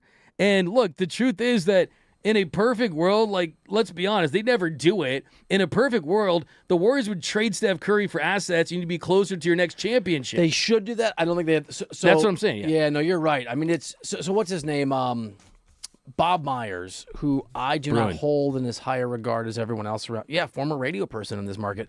I think Bob got lucky. I think Bob is Jerry Krause in better shape with better hair. I think that he got one of the sort of game changers of his career. Bob Myers, by all accounts, wanted to trade away Steph Curry, and Jerry West, the GOAT of front office people, said, hell no, or I'll stop being an advisor. That's what I've been told. That's what other people in the media have been told. He left. He got off the Titanic when he saw it coming. They knew that this was going to happen to the Warriors. Mike Dunleavy now is the guy in charge. I don't think he knows what he's doing in the same way. I think the only thing that they know how to do is how do we win right now with Steph Curry? They want to squeeze every last bit of juice from that magical fruit, even when it turns into a turnip. Is a turnip a vegetable? From that magical vegetable, even once it turns into a turnip. And the only way to do that is to bring in LeBron. And the advantage for the Warriors, I'm not saying it's going to work. I'm just trying to give you their frame of mind. I totally get your skepticism. The advantage they have is LeBron will take a kind of pay cut to go to the Warriors to scorn the Lakers, which you've already seen reports on a month ago. And I don't know if I'm building something with Luka Doncic. Do I want to beg a guy and then overpay a guy who will take a pay cut to go to a different team? Is that the person I want in my locker room? I don't know the answer, because, by the way, you said this and it stuck with me. LeBron is still good for 25, 7, 7. That's real production you have to make. It's not a good situation. I don't know what the answer is. I just know that LeBron is a difficult dude when he doesn't feel like he's the most important person in the room, and he is no longer the most important person in the room. By the way, Nando390 on the chat at the Fan LA, LeBron was never a Laker. He just played for them. Wow. Nando. Yeah, I mean, that's the thing, man. Sometimes you put there you Maybe. go. Yeah, I mean, that's the thing too. I mean, it kind of comes back to you don't have a lot of people coming to bat for him saying, LeBron James, we can't lose him. Imagine if there was anything similar to this in Golden State about Steph Curry, right? You would have Warriors fans up in arms. I would venture to say most Lakers fans would not lose that much sleep if LeBron James was not on this team. But I do think that if he backstabbed him, I think that's the perception of it. I think we'd have Lakers fans out there saying, hey, no statue for LeBron, maybe no number retirement. Yes, you did deliver a championship, but there'd be a lot of bad blood and ill will. And I almost think that you would see LeBron get booed when he came back to the Lakers if he was on the Warriors. So, hey, bring it. If LeBron wants to do it, be careful, because the Lakers fans and LA sports fans, very prideful bunch, very loyal. Yep. He has played for the Lakers more than any other team he's played for in the NBA in his career. And many, not all, I won't pretend all, but many Lakers fans view the world the way that Aunt Ether won on the stream at the Fan LA does. Warriors, please take LeBron off of the Lakers' hands. We're going to keep talking LeBron, and we're also going to give you a scenario. And it's real if a year away, and not a guarantee, but there's some kernels of possibility where the Lakers become the team to beat overnight, and Rob Pelinka becomes a made man as a result. We will explain next here on DMAC and Reiter.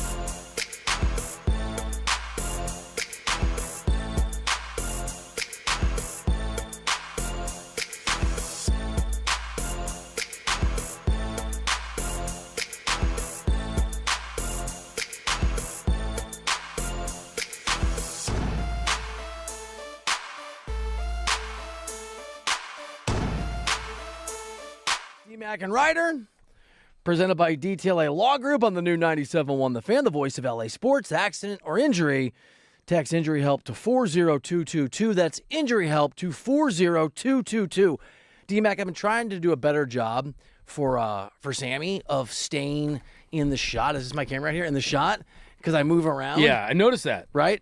Sammy on the stream at the Fan LA. Have you ever thought about standing? I guess if I stand, I'm not in the shot. Like, because I want, you can just I have to get low below, you know? You probably haven't noticed, but I did stand a couple times. I famously stood for the script. Oh, the script I did stand for, and I was L.A. I was going to make fun of you for saying famously, but it was famous. Yeah, that's the thing. I mean, it's like the one, oh my goodness.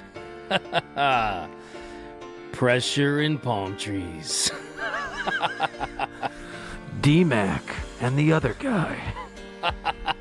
Was that show number 2? Yeah, it was. Does that feel like yesterday and 2 years ago to you? That was like in the 80s at some point, probably 1989, I think. Yeah. I was still just riding a bicycle. I didn't have a driver's license. That is wild, dude.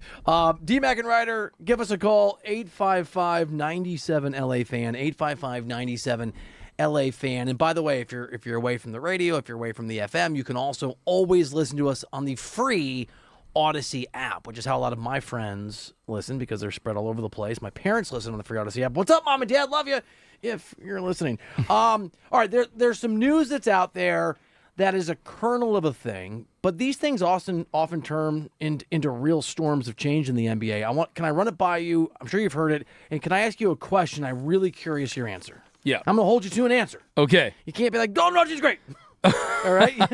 That was mean. I plant my flag and I stay there. I know you do. 10 toes down. Nikola Jokic is reportedly considering not extending with the Denver Nuggets this offseason.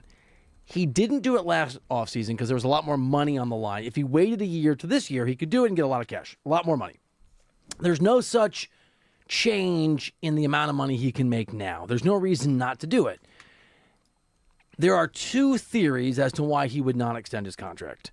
One theory, and this is being pushed by the Denver media, including, of course, people who are well-sourced on Jokic and the Nuggets, is that he wants to apply pressure to the Kroenkes, who own the team, to spend money. They are notoriously, what's a nice word for cheap? Frugal? Frugal, I was going to say. Okay, they're notoriously frugal in their spending, and they've been rewarded with that frugality by obviously winning an NBA championship. So there are some people who think that Jokic is basically waiting to do this or not going to do it till next year. He has a player option next year, so he could just wait till next year and re-up to try to put pressure on the Denver Nuggets. There are other people who think he will not extend his contract this summer in order to be able to be a free agent next year, opt out of his deal because it's a player option, right? Not picking up the player option, be an unrestricted free agent, come to Los Angeles, sign a deal with the Lakers because Luka Doncic, they're both from Eastern Europe, is his best friend in the NBA. They're very close, and they've been open before about it'd be fun to play together.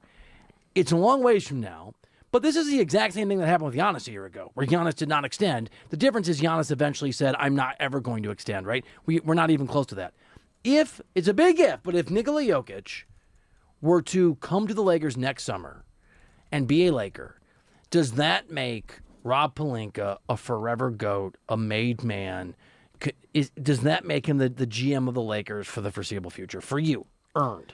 If you could find a way to get Joker and Luka with still prime years left in an extremely competitive Western Conference, a year removed from getting Luka in the first place and having a rebuild go from LeBron and AD to Luka and Jokic, yeah. Forget a LeBron statue. Give me a Rob Pelinka statue. Give me a Rob Pelinka. What you can, instead of retiring his number, retire his really tight, extra small leather jacket. I want to see that up in the rafters at crypto.com. So, I mean, absolutely. If just from the base level, if he pulled that off in any way, in any capacity, 100%, that's job security for life. My stomach. Yeah, he'd be Freeman levels of job security if he pulled something like that off. Jerry Krause. Do you know how I met Jerry Krause? How'd you meet him? I met him covering spring training when he walked through the White Sox press box as a low-level scout. Wow. Yeah, do you know Jerry Reinsdorf just was like, oh, you can go be a baseball scout, I guess. Jordan retired. Go be a baseball scout. Go get a scout. Here's a piece of paper. Right now. That makes me sad. Yeah. I think Pelinka, but no, I know you're right. Because the thing about Joker is this, I don't think that his prime level years are waning that fast. Of course, he didn't have the best postseason. but I just look at the way he plays, the style, the way he is effective on the court. It's not like he relies on hyper athleticism, right? He doesn't play above the rim. It's his feel for the game, his ability to shoot, his ability to pass, and just can you imagine that European baseball, that basketball IQ, maybe thinking baseball with your scout story. Can you imagine that being on display at the same time? It would be incredible. It really absolutely would. And I think that is kind of what you have to think of if you're Rob Pelinka, because of the Western Conference, because of the emergence of a Victor Wembanyama and how good the Thunder are. How can you get those swings? And if you're Joker, though, I mean, the path to this would be, hey, I'm not going to get a new deal done, and I want to be a Laker. That doesn't sound very Joker to me, though. Let me present by the way, that what you just said is very, I think, correct. It doesn't sound like Joker. There are plenty of people very much in the know in NBA circles who are saying that Joker has said that he wants to be a Nugget for life, and that's what they think is the case. This is D-Mac and Reiter. He's Doug McCain. I'm Bill Reiter on the new 97.1 The Fan, the voice of LA Sports, the only sports talk radio station, A, that you need in Southern California, and B, that's on the FM dial where you can actually understand what we're saying. Sometimes you love that when Doug's talking, sometimes you hate it when I'm talking, but you can understand the words that are coming out of our mouth here on the new 97.1 The Fan, the voice of LA Sports. All right, so let me ask you this then. Often collusion happens. You're not supposed to be talking to guys before the various windows that open up. You're not supposed to have players recruiting other players. It happens all the time, and Adam Silver, in my opinion, turns a blind eye to superstars doing it and only slaps certain teams on the wrist when they get caught. So this is a big, big, big if. But if Luka were back-channeling with Jokic, and he comes to you, he comes to your Andrew Friedman, your Farhan Zaidi, your Rob Pelinka, and he says, look, I think there's a really good chance Luka's going to be here in a year. Would that make you more willing to give LeBron a 1-year, $40 million deal as a bridge to that? If I felt like they could operate the chessboard like that, 100%. I just don't have the confidence. I mean, let's be honest. The reason why Rob Pelinka landed LeBron James was because he wanted to be a Laker. The reason why Rob Pelinka landed Anthony Davis was because of LeBron James. And the reason why Rob Pelinka landed Luka Doncic was because Nico Harrison was absolutely out of his mind and Anthony Davis was in existence. So, and we haven't really seen Rob Pelinka just completely have a move like that materialize. It was always connected to a different factor that I feel was the biggest factor in acquiring that player. But certainly, if that was the option there, would be, hey, another year of LeBron James to bridge to Nikola Jokic. If there's anything that would increase the chances or the likelihood of that happening, sign me up. I'm down to dream too, man. I'm down to fantasize over that possibility as well. Remember, the Nuggets fired their coach who won an NBA championship a year ago. They got washed out of the playoffs early. It could also be Jokic doing a let's wait and see kind of thing, a lot like maybe Luka Doncic, like show me what you have.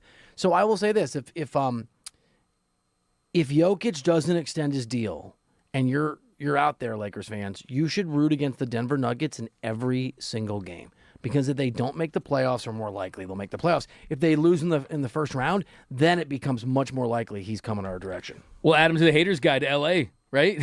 Haters guide. We could add that to the haters guide of LA. LA fans rooting against certain things for the betterment of their own team. And if it means the Nuggets playing poorly and missing the playoffs, so smart, dude. Then hey, that's what you got to be. You got to be a Lakers fan. You got to be also a fan of whoever the Nuggets are playing on a given night. Listen to this thought from one of our philosophical, I'm a philosophizer, one of our philosophical listeners at the Fan LA on the YouTube stream. Their name, I Don't Really Exist 92. That's the name of the commenter. I know, right? Jokic becomes a Laker, and he automatically moves to number 2 greatest Lakers centers of all time. No. You got to win. What? Wait, that was an insane thing to say. I mean, if you're... Shaquille O'Neal exists. Kareem Abdul-Jabbar exists. Wilt Chamberlain exists. George Mikan exists. I think Jokic is better than... Robert Sacre exists. I think Jokic wins a couple more rings. He's higher than Wilt. On the all-time list. I'm not saying it as a Laker. Yeah, rings talk, certainly. Those shiny things on your fingers, yeah, they definitely talk. Shaq and Kareem, I have in my top 5 of all time. So Zero chance he ever passes Kareem. Zero chance, or very unlikely that he passes Shaq. What if he came here and won 3 straight rings? If he won 3 straight rings, he's still not ahead of the... Well, give me the magic 8 ball. Ask me later. He might be. And that's a big what if. Nikola Jokic, in this state of the NBA where last 8 years you had a different champion every single year, where parity is about this league more than ever has. To think that Joker's going to come here and win 3 straight, man, this really must be late June I got a little in the carried NBA. away. I got a little carried away. I'm I here got a for little it, though. excited. I'm here for it. You give me goosebumps just thinking about it. The other thing is, look, it'd be great to have Jokic. It's a million years away. What I really think the Lakers need to do is make a demand. Here's what I would do if I'm the Lakers. Can I give you my plan for LeBron before we move on to some NFL talk? Yep. You need to play the same game that LeBron's playing with you. And maybe the Dodgers don't operate this way, and maybe they don't want LeBron because they don't want people who throw their weight around like this. You need to leave Rich Paul a voice message, his agent, the guy that runs Clutch Sports. It says, we want to make you an offer, but if you're not going to get back to us in 48 hours with at least a courtesy phone call, we're out. And then you leak to every reporter out there, we have reached out to LeBron, we have totally want him to be here, and if he doesn't get back to us in a timely manner, we're going to move on. You put it on LeBron. You put it on LeBron to be the guy that's leaving the Lakers, not the Lakers leaving him, and force him into a conversation. And if you can get him on the phone, you just say, look, dude, this is what we can offer. This is when we can offer it. This is our plan. Because what I think the Lakers need to be doing is constructing a team that is good enough to convince Luka Doncic a year from now that the Lakers can actually compete for a title in 27. This next year, the Lakers are not going to win an NBA championship. They're not going to win an NBA championship, barring a miracle. What they can do is build something that's building toward that, and Luka has to believe that, or else a year from now, we're talking about whether Luka's going to force his way out. You can't wait on LeBron. You can't. Absolutely not. He does not fit into your long-term plan, so it should be just for short-term benefits. I think that you're absolutely right that the urgency has to be there, but it also has to be realistic urgency. It's not, we're going to build a championship contender this offseason. I mean, I think you look at the Reeves contract, and we'll see what happens there. I will say, I don't like to say never. Who knows what happens with Luka Doncic next season? Who knows what happens with this roster? But you're absolutely right. I mean, you have to dream big like that. I think the big takeaway in this thought exercise is now we're talking championship when you pair a Luka and a Joker. This whole idea that Luka and Austin Reeves is the second options, that's not a championship level roster 1-2 punch. You need to pair Luka with another top 5 to 10 player in this current league, I think, to win a championship. We saw what Jalen Brunson and the Knicks did, but that is more the exception than the rule in the history of the NBA. It is D-Mac and Reiter here on 97.1 The Fan, and the comment section is wild. There's a conversation currently happening in the chat about your subconscious. If you're interested, go check it out. My one? Yes, yours. Interesting. YouTube, at The Fan LA, at The Fan LA. Puka Nacua has a report out about him that you do not want to miss, and we'll give it to you. We'll give you the information. We'll tell you what you need to hear next here on D-Mac and Reiter.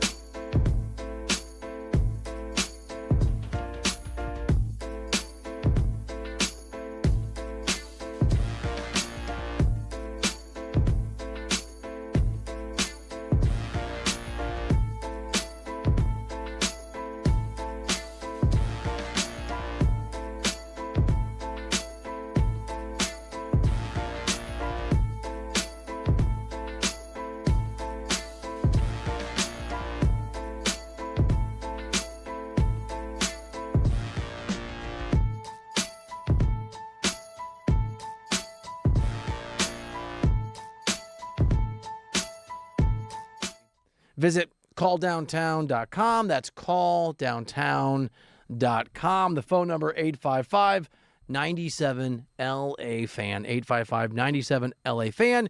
You can also hit us on the free Odyssey app. It is time. By the way, before I do this, a bunch of people in the chat commented on the fact you're eating. I noticed that. Yeah. Yes, I love was Kit Kats, crushing too. a Kit Kat, and I love Kit Kats. I forgot we were on the live stream. Yeah. I feel so much better. I didn't eat lunch and just crushed a Kit Kat and some peanut butter M&Ms. Great healthy that's the lunch Peanut of butter's champions. good for you. It is. A lot of protein. A lot of protein. All these protein. This is protein M&Ms and protein Kit Kat. Feeling great. Let it out. Do it again. Do you know what else is good for you? What is it? The NFL report. It's time for the latest headlines on and off the gridiron. It's D-Mac and Reiter's NFL Report. What up, Bursch? Oh, what up, guys? Bursch. Thank you. Doug, very proud of you. We got to get rid of that Clippers thing on the stream, dude. Every time I see that Clippers thing, I get pissed off. I don't know why. Yeah, we've got to rearrange the banners here. In fact, here, this is my favorite thing again. Ready? Watch. Sammy, I'm sorry. Oh, there we I'm go. trying. Yay! All I have to do is brush against it, and the banner falls. Not very stable in there. That's okay.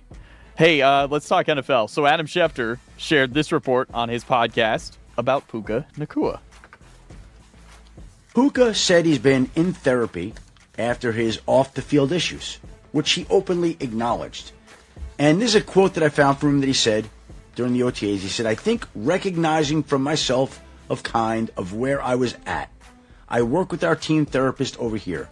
Little did I know that even just writing in a journal, it's been a great improvement in my life." I'm going to let you take this because you're a positive person. I love this. I really do. It shows a lot. I understand he had a very tumultuous offseason, a lot of controversy, but it feels like him and the organization are in lockstep in getting him the help that he needed. And this, to me, being open about this, I think it's a major step in the right direction. I really, truly do. I want this to be true. I hope that it's true. But insiders or people close to teams giving me agent fed, everything's fine, he's doing the work, means very little to me until I see the player respond in a way that reflects the report that I hope is real, but could be absolute garbage. We'll never know. Only time will tell. Well, we will know. Well, I mean, time. We'll know in due time, right? Time will tell. I mean, it is going to be interesting to see if they find a way to get a deal done with him. But I think that this information being made public and guys like Adam Schefter coming out, it does feel like Puka Nacua wants it known that he is trying different things. I'm sorry. You don't want people. I think he wants it known that he's trying, that he's ready to get paid. I really look. I don't know Adam Schefter. I'm sure he's a nice guy. He's better at his job than I am at my job. The guy's amazing. He is agenda driven all the time. He's been caught being agenda driven. I mean, this guy that was caught basically like, here's how you, right? Remember the emails? Here's how you report this. So good for him. Not even a grain of salt. I have a spoon of salt and I'm shoving it down my throat as I read this report. That's fine. And that's, I think, okay. I just think that it looks like all things are pointing to Puka Nacua being back on the rails. And, hey, Matthew Stafford's got a great support system. He's got a great opportunity. And I think this is a perfect situation for him to have a lot of vets on this team. By the way, Germany-Paraguay Yes. is tied 1-1 in extra time. Germans! The Germans had a chance to score in the 110th minute. And I went, because I'm really bad at radio. Apparently. I should have turned my microphone off. I'm sorry. Said no one ever. You go, smart point. I go, as if I was responding to it. I apologize. Germany actually scored about 5 minutes ago, but the goal was overturned by VAR. So that would have made it 2-1. Yes. Wow. Yeah. Wow. Para find a way. Wow. Yeah. There you go. Thank you. Poor Sammy. I'm trying to. Was that Sammy laughing? Yeah, it was. Yeah, There Sammy. you go. There you go. Paraguay to go. I can't see Sammy, so I can never tell if she's like Bill's funny or many people. The hell? Guys, trying to stay in the shot here. You see this on the stream? I'm trying really hard to stay there. I like to move. Even I'm struggling on this one. It's a tight one. I'm in a phone booth right now. Guys, Vinny Bonsignor wrote an article. He wrote a lot over the weekend. You guys are going to talk about his report on Aaron Donald later on in the show. But he wrote an article over the weekend describing what a 49ers offer for Max Crosby would be. He said, quote, multiple league sources have told the California Post that the framework for a suitable offer would consist of a 2027 first-round pick, a 2028 second-round pick, and second-year edge rusher Michael Williams. This is so funny to me. I mean, the 49ers are trying to bolster their roster. It feels like they're trying to make up for the Rams getting Myles Garrett. So clearly this is a little bit of a keeping up with the Joneses, keeping up with the Sneads, the McVays. I mean, it's a move that they should do. Yeah, they should It really is. I mean, you have a roster that is filled with a lot of win-now talent. Max Crosby, really, really good player, elite player. He's not Myles Garrett, though. I don't know if I made this about the Rams. No, but I like I'm you talking did. about the division. You're 100% right. If you can't keep up with the Joneses, you do the best you can. If you can't get a Rolls Royce, you get a BMW. That's what this is, and if you're the Niners, I think you have to go for it. Can I just do a quick, even though we're in football, another football? Paraguay is holding Germany to a draw in extra time. The United States kicked the living crap out of Paraguay. That was a really good win. USA might be really good. USA is like DMAC. They're amazing. The knockout stage madness is here. I love it. The Germans. Sorry. What are you doing? That game just finished the first half of extra time, still tied at 1-1, so they got another 15 minutes to go. Hey, the NFL has begun their top 100 list. Kyren Williams landed at number 89. Yeah, Kyren Williams, really good running back. I mean, takes advantage of this offensive line that's built for his skill set. Not the most explosive running back in the NFL, but Kyren is dependable. Kyren is one of the most underrated running backs in the sport. So to see him crack the top 100, it tells you the trajectory of his career. A couple years ago, when Cam Akers, who the Rams had taken with their highest pick, was coming back, everyone was asking Sean McVay about Cam Akers, and Sean McVay said, no, I want to talk about Kyren Williams. He's stuck with him all these years, and you're really starting to see it pay dividends. Kyren Williams, one of the best running backs in the National Football League. How are we going to find time to talk about all the stuff we want to talk about when the NFL season is rocking and rolling? 8-hour show. Awesome. 8-hour show? 12 hours. Have you talked to Andrew? Let's 16! never leave the studio. I love you. Put Cots in here. That's it. We're done with the joke. Yeah, good. Okay, one more. Last one here. The Chargers are returning to San Diego. That's right. The Chargers are returning to San Diego. Can you boo that? I mean, that's a boo. That's a Wow. I know what you're doing. Clickbait. Clickbait burst. I had to do it. Clickbait burst. They're going for training camp. They will be at the University of San Diego on August 4th and 5th. Of course, much of their camp will be at their facility in El Segundo. As I understand this from people in San Diego, they hate the Chargers now. They're not going to be welcome. Yeah, I think there's a faction of them that still support them, even though they're in Los Angeles, but a good portion of that fan base has moved on, moved to other teams. That's like your ex-wife who cheated on you, being like, I'm going to come stay at your house for Thanksgiving. That's how it does feel. You are? But then also, Are you making a turkey? Not anymore. But also, I think that if there was any chance you could get back a lot of people, a lot of San Diegans, they would want the Chargers back if there was any path to doing it. And it just feels right. Physically in the city. Yeah. I agree. I mean, I don't really know how to do this. I don't really care. But if you're the Chargers, you probably should care about how to win back people in San Diego because you have not won LA. Yeah. Where would you rank these guys in terms of popularity in the city of NFL teams? So Rams 1. I think it's Raiders easily 2.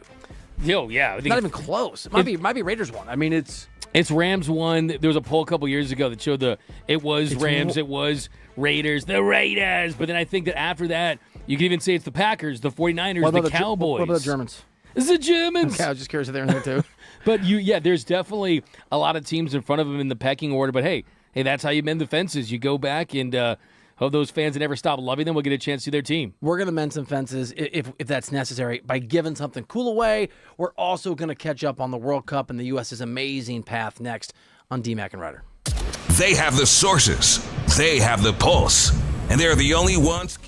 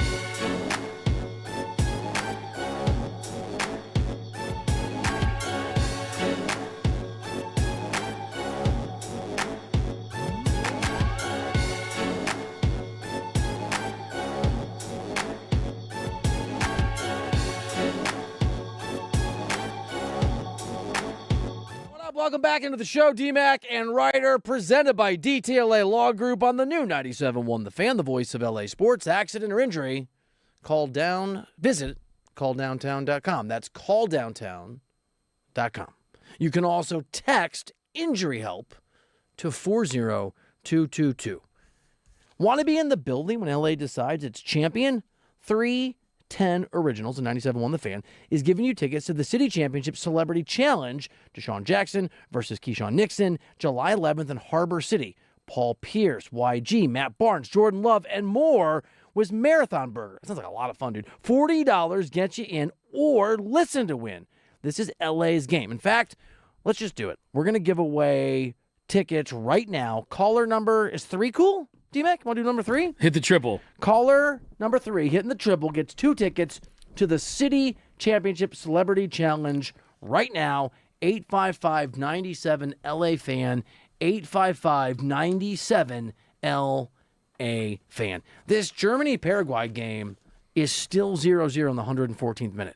We are 6 minutes and then a little bit of extra stoppage time extra time from penalty kicks. And Paraguay trying to knock out Germany. It's exciting. Go. It's exciting. The knockout stage, you got to get a result. This team's playing hard. Who's got the stamina? Who's got the energy? Germany, a historic power. Who? The Germans. Thank you. Yeah, this thing is just absolutely, 3 games today. It's just a soccer lover's dream. And you are Mr. Soccer Boy, Soccer Man. Oh, that's right. You did that one day, didn't you? And then you felt bad about it later. You texted me. I liked it. We were talking soccer, and you just go, "What'd you say, Soccer Boy?" I don't know where that came That's from. what you did, right? Yeah, I did. Soccer Man, Bill Reiter. No, you don't have to change it to man. I upgraded. Don't try to correct it. I upgraded. It's a bird. It's a plane. It's Soccer Man. That's a downgrade. We have a little bit of news. The Warriors, according to Shams, have given free agent center Kristaps Porzingis a 2-year, $40 million contract extension. Why, you're asking, does that matter to me here on the new 97.1 The Fan, the voice of LA sports? Because it has an LA impact in terms of LeBron James. According to Bobby Marks, I'm just going to read you Bobby's. By the way, Bobby Marks once basically called me a liar when I reported that Giannis Antetokounmpo might leave. What's up, Bobby? But anyway, Bobby Marks still good at his job. Bobby Marks, I don't hold grudges. What are you talking about? Soccer boy! You got the list. Bobby Marks, the Porzingis extension with Golden State likely restricts Golden State from having the $15 million non-mid-level exception, also known as what they were going to give LeBron to try and get him. He goes on. The LeBron part was me. $27 million below the first apron and does not include a new contract for Draymond Green. You can exceed the apron to sign your own players. Using more than $6.1 million of the exception hard caps a team at the first apron. Long story short, barring some moves. Now, people do get signed sometimes to be traded, right? You can still trade Porzingis. The Lakers can still trade DeAndre Ayton. The Thunder can still trade Isaiah Hartenstein and so on and so forth. But this makes the path to LeBron being a Warrior more difficult unless there's some kind of sign and trade with the Lakers coming. Yeah, it was a fun little delusional 12 hours for Warriors fans. I mean, you thought the king was coming home. Like, apparently it's not going to happen.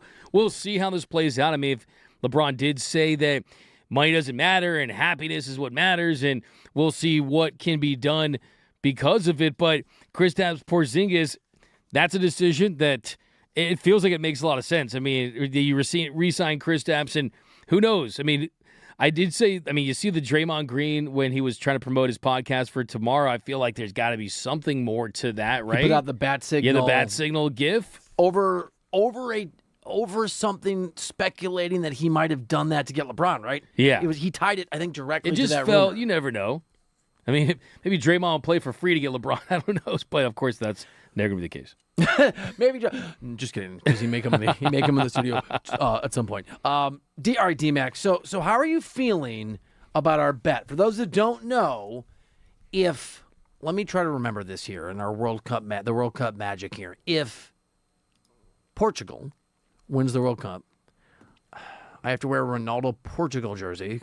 A Ronaldo jersey of some kind. I will not wear a Real Madrid jersey. I'm wearing my Barca hoodie right now. I won't do it. But whatever, different team. It's fine. It's not fine. And I have to do the thing. The thing? Yeah. You mean it was funny? It was really cool. You did the shoe thing. That's what you said it. But it's apparently I'm doing it wrong. Apparently it's C. Yeah, you're not doing it right. But it sounds like Sue, but it's C. Yeah, my son's done it. But yeah, and you got to jump, and you got to do it exactly. And turn. You basically have to jump, turn, and you have to do it as best as you possibly can to mimic Cristiano Ronaldo after he scores goals. I understand. He understands the assignment. Okay, you understand. Okay, just double checking, making sure. But if I win the bet, which is Argentina winning the whole thing, I am going to write, like they do on SNL, the last show of the year, I am going to write your apology, you apologizing to Jeff Passan, and then we're going to have Jeff on, and you're going to read it, and you're not going to see it until it's put in front of you. Classic radio. I'm here for the content, All baby. right, let's go through each of the paths. Are you ready? Yeah. Are you ready to see how it's going to go for you? I am. Let me see what we got. So you have to beat Croatia first. Let's do it. We can beat them. It's not easy. Yeah. Then you have to beat probably Spain. Spain has not looked as good as most people, including you. I disagree. We're They look selling them amazing. to be. Yeah. I mean, of course, they got to They're pick at the right wonderful. time. Slower start. Still an incredibly talented team. That scares me for sure. Okay. Then you have to beat the winner of USA, assuming USA wins, probably Belgium or Senegal. But let's say USA or Belgium. The Spain thing is just terrifying. That's the odds-on favorite heading into the tournament. Then you have to beat probably France to get to the championship game. France, no problem. Okay. That's the path. That's a very difficult path.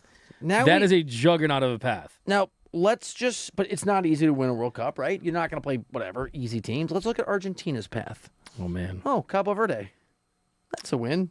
Whoa. The disrespect to one of the big-time moments in this tournament. Don't sleep on Cabo Verde. That's a win against Cabo Verde. Checks notes. It is Cabo Verde. Go Cabo Verde. Australia, Egypt. That's a win. Man, is this the real bracket? First? Yeah. Okay. Then it's the winner of Ghana, Colombia, Algeria, Switzerland, also known as Colombia. Wow. That's a win. Then it gets a little harder. Then it's either England, Mexico, Norway, or Brazil. Wow. Brazil, but honestly, England. That's an easy. England's England. They're the Cubs. They are. They are. They're one champion, 1966. And then in theory, they could play each other. You are going to lose the bet. You're not going to win the bet. And I think I stand that is a very. So basically. Okay, how about this? Should we switch it to which team gets farther wins the bet? Yeah. But we got to add. Yes. But I will Misspoke. only. No. But we have to add to it, and that is that it has to be a Real Madrid Cristiano Ronaldo jersey, and you have to get a spray tan like Cristiano Ronaldo, and maybe we'll do your hair like Chris. We have to basically make you look as much like Cristiano Ronaldo as we possibly can. Okay. No. Okay. Well, a spray tan. Yeah. He's all tanned up, dude. He's all tanned up. What is wrong with Do you, it for the dude? bid. I'm not going to do a spray tan. If you want to do whoever goes further is the original bet and add another I would need bet. a lot. I would need a lot, too. I'm not even sure what to add on for you. What am I adding on? For me? Yeah. Because I'm going to write you the apology of all apologies. It's going to be, you think the script was, this will be the script part too. Well, here's the thing. With the way that Roki has been pitching last couple starts, I think that I'm going to be the one needing to apologize to Jeff Passan for wanting an apology in the first place, because for those who don't know out there. I'm on it. Yeah. The apology is going to be epic. Okay. You don't trouble yourself with what's going to be in the script I'm going to write for you. We can both do it together, I'm so right? excited to write Jeff Passan. Hey, dude, thanks again. Love to have you on. You're the man. By the way, my partner, Doug McCain, D-Mac, fiercely criticized you and then put it on social media. He lost a bet. Now he has to apologize to you. I'm writing the apology. When can you come on? I think you're taking it too far. I think you took it too far when you went after Jeff Passan. It was friendly. You're going down, bro. Oh, man. But you know me. I'm not going to write anything incendiary. Anything can happen. Okay, understand. you can't just give Argentina. Anything can happen. Honest Like question. Hey, honest question, soccer boy. Soccer boy. We're back. Honest question. Okay. Has Argentina look that much better than the second, third, and fourth best teams in this tournament so far? If you had to handicap it, yeah. That's a good question. As soccer boy, I'm going to answer it honestly. Here on DMAC and Reiter on 97.1 The Fan. I think France looks better than everybody, and it's not even close. I think France looks a level above everyone. And after that, I hope our boss Andrew's not listening because he gives me a hard time. I still think Spain looks amazing for what they're going to be. I think Lamine Yamal is going to round into form. I think Argentina looks like the second best team after. I mean, Germany doesn't look that good. I don't think Brazil's very good. They barely beat Japan. I'm sort of looking at this. I don't trust England at all. Spain has not looked as good as I expected. I think Argentina looks like the second best team. I think it will probably be France, Argentina in the final. I like my chances. What do you want to add to the? I got to figure out what to add to the.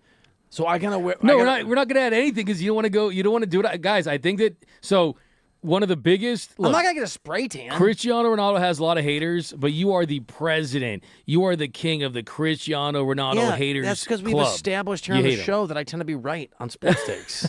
DMAC and Reiter. We got to get you full kit wanker. I don't want to full uniform. I can't spray tan. I'll get you. By the way, I think you already probably have a 6 or 8 pack with your intermittent fasting. But I have a pack. We can get you There's one a of pack in there. those 6-pack bodysuits. Singular pack in there. Bunch of hair gel. Hair gel. I have curly hair. I have a fro, dude. But that's the bet. We got to get you to look the most like Cristiano Ronaldo, and then you got to do C. The only thing that would really be a significant factor of like anger and angst and frustration for me would be having to wear a Real Madrid jersey, which I do not ever want to do.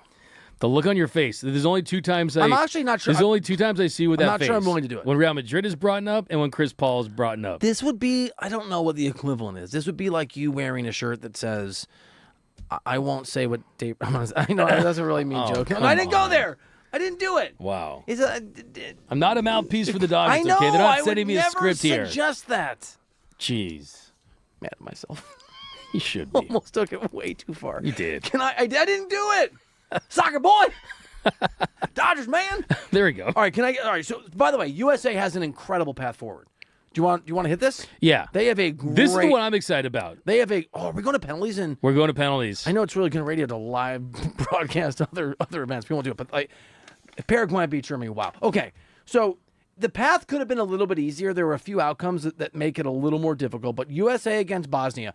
But did you see the lady that went here in LA that went viral for saying, I don't want to know where Bosnia is? That was not a good idea. I did not see that. Okay, so was it Channel 7, I think? Yeah. She's like, we're going to play Bosnia. We're going to bring it. I don't know where they are on the map. I don't care because they don't matter. And then she'd apologize. Then she wrote a very, okay, she made a mistake. Fine. I'm not saying that. I love this story. The run for Bosnia, Herzegovina has been amazing. They are not on the same level as the United States. We will win that going away.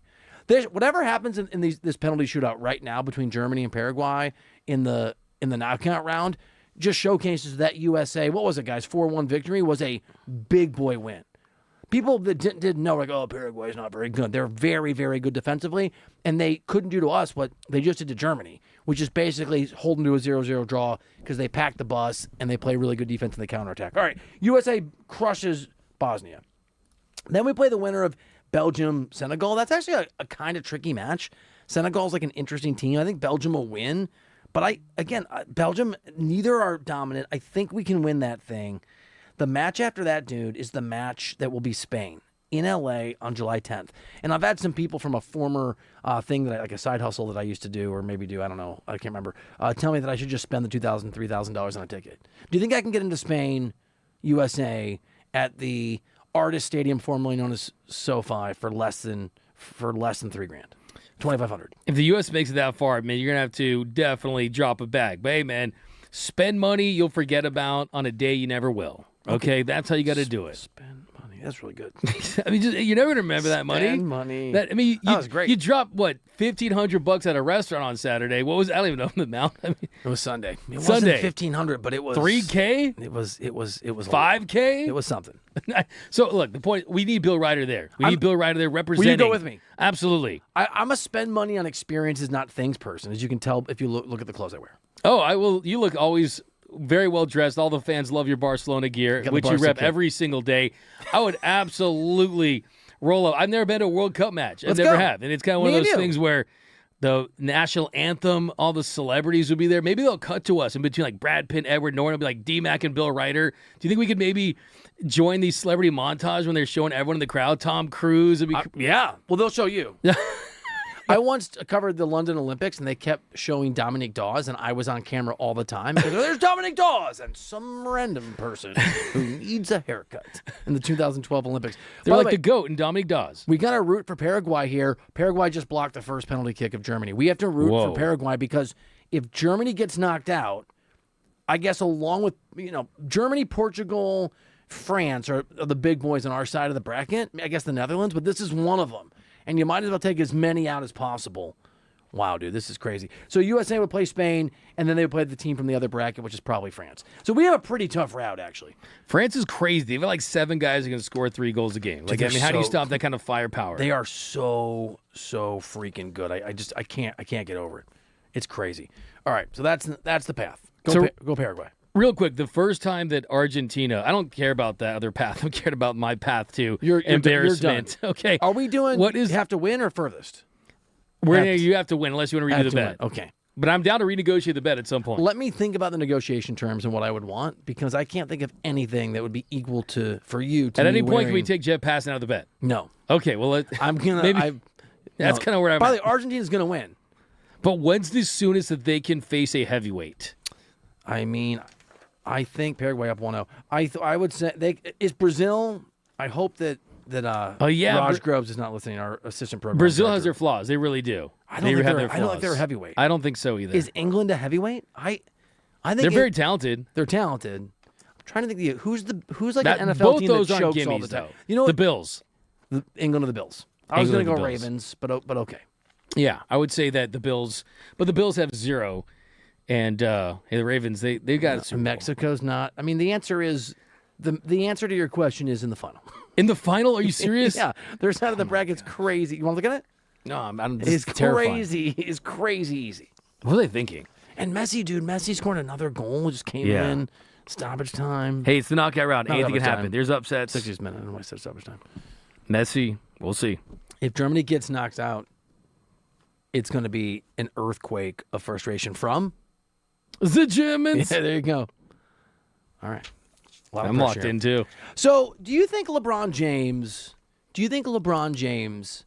is able to come back to the Lakers at 40 or 50 million? If he gets a lot of money from the Lakers, if they just give him the money, do you think he can make it so that Lakers fans are rooting for him next year? Because the other thing that I think is a factor for LeBron that he may or may not care about, D-Mac and Reiter here, 97.1 The Fan, is if you take up all of the cap because of your ego and the Lakers aren't able to build out the right team, I promise you, after the flurry of he's back coverage over the next 2, 3, 4, 5 months, you're going to have reporting and conversations, including here, because we're going to keep it real about what it cost you. And then when and if the Lakers don't perform well, it's going to come up all the time. Like, it's one thing to give away all of your depth so you can go get Giannis Antetokounmpo. It's another to go get a 42-year-old LeBron James, even if he's LeBron James. Yeah, that's the thing. I mean, if you come back under those circumstances, I think there's going to be a lot of Lakers fans that are going to look back and say, well, if we get bounced in the first round, if we get bounced in the second round, then we were basically held hostage to this retirement tour that none of us wanted, that none of us asked for. I think that's the thing that is so underwhelming about this whole thing, is that if we are going to have to embrace LeBron on that level, we're almost forced to. No one likes to do things that they feel like they're forced to do.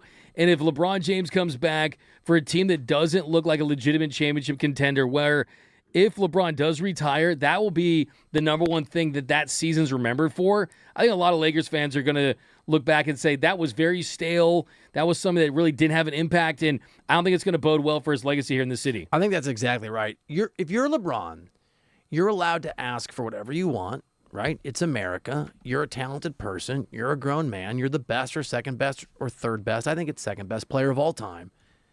But if you demand money from the Lakers, you don't get to pretend that you care about the Lakers more than you care about yourself. And that's okay. But if you demand $20, $30, $40 million a year, if you make it about you, knowing it costs the Lakers in this system that we're in an ability to fill out the roster in a competitive way, you take away absolutely your right to pretend that winning with the Lakers and therefore the Lakers' best interest means anything to you. And that's allowed, but it's also okay for Lakers fans to choose to loathe you if that's what they choose. And I think that's how they view it, too. I mean, it's been a long time. I mean, a lot of time has passed since LeBron has put on the purple and gold, and he's had a long time to win over a fan base. And yes, the truth of the matter is that LeBron has done a lot more good than he's done bad. It's not like he's been a negative player. He's made all-star teams. He finished 6th in the MVP voting, so he's still a very, very good NBA player, even though he's turning 42 years old. But the truth is we are a city where it really is championship or bust. I hate to make it that cut and dry, but unless it feels, it doesn't mean it has to happen. It means it has to feel. Oh my God, what happened? Germany missed another one. Oh my goodness, I'm tuning in right now too. Wow. Paraguay is one make or one German miss from knocking Germany out. So we're gonna do this. This is incredible. We're gonna set our sights on some Dave Roberts appreciation, and we're gonna tell you whether Germany's been knocked out of the World Cup, hence somewhat making the, in theory, USA path easier. Next on D-Mac and Reiter.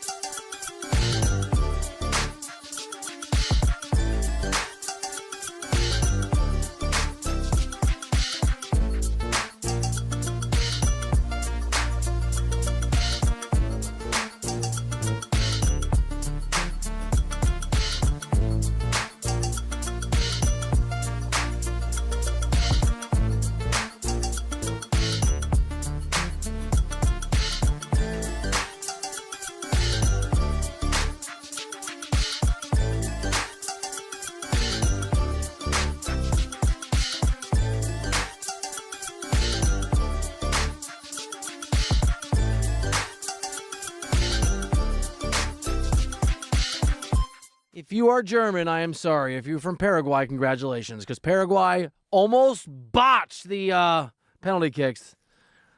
They missed 2 in a row. Germany made the one. They went to sudden death, and then Jonathan Tah put it over the bar. And Paraguay got it done. D-Mac and Reiter. What did we just see? Wow. I need another Bavel drink. D-Mac and Reiter, presented by TTLA Law Group on the new 97.1 The Fan, the voice of LA sports. Accident or injury, visit calldowntown.com. That's calldowntown.com. Holy cow. By the way, that makes France plays Paraguay now. That's the next. It would have been Germany-France. So you're saying upsets can happen in this tournament. So you're saying miracles happen. Miracles happen. Wow. I mean, how terrible of a kick was that by Tah? Oh, my God. More like nah. No, but seriously, there we go. How bad was that, though? I mean, just a non-competitive attempt there. Just over the goalie. It's how the much of that is nerves? All of it. All of nerves. Yeah. Jeez. By the way, this the thrill of victory, the agony of defeat in real time in the World Cup. Sports are amazing, dude. Sports, I just look how freaking stunned love they sports. looked. They can't even move. They're frozen on the field. Oh, the Germans are look devastated. The crying children. There's I children like that from vibe. Paraguay too. You I do? Yeah, I do. What is wrong with you? I like when they show the crying kid because that kid, and I know this probably sounds weird, but I think that kid is who I was. Because when the kid's crying, it shows you what it means. Yeah. It's not about superheroes in cartoons. This is real sports that they're into. So I love the tears from the kids. It shows the passion, shows how much they love it. If you were watching on the chat, on the stream, at the Fan LA, we're sorry we left. We had to go watch it without the YouTube TV delay. We got like stoppage time on our own radio show. We did. Right? Added time. The boss came in and goes, tell Burst to add 90 seconds to get over here. Incredible stuff, man. The World Cup is nothing like it. So, obviously, USA, they're going to be assessed on how they do, starting with Bosnia and then winner of Belgium, Senegal. But just one of the questions we've asked, right, that we've been talking about in this World Cup ever since USA began group play, and the first match was the 4-1 win against Paraguay, is how much does this match win? How good is this team? That 4-1 victory looks incredible now because that same team from Paraguay just beat Germany on penalty kicks 1-1. Not even 0-0. I was correction from earlier. That is a very good sign for the toughness and the skill level and the offensive firepower of the U.S. men's national team.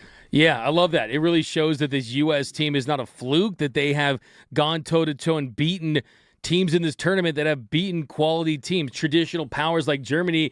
And if the U.S. lost any confidence after that loss to Turkey where you weren't going with the full... I don't think it matters. I don't think it mattered Was either. that last Friday? It was. Have we talked about that? I believe we have not. I can't was even it keep Thursday? track of I think the last days. Thursday. Last Thursday? Friday. A day that was a Y. Here's the thing. If we didn't talk, it's a meaningless game. It doesn't matter.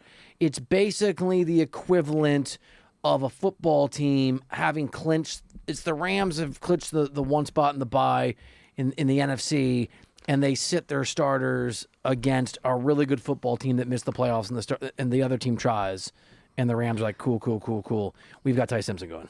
Yeah, look, I mean... That's the equivalent. How these guys frame it is up to them, but I do think that when you win, you carry on momentum. But I think if the U.S., too, just a loss there, even though it wasn't at 100% with all the stipulations on the line, you still, I think, can learn from it. So I still think that you see this result for the U.S. I mean, even if it's 1% more confidence, if it's just some type of way to build on, you have to feel pretty good about it, knowing that Paraguay is a very good team. That was wild. And as Doug would say, you did it!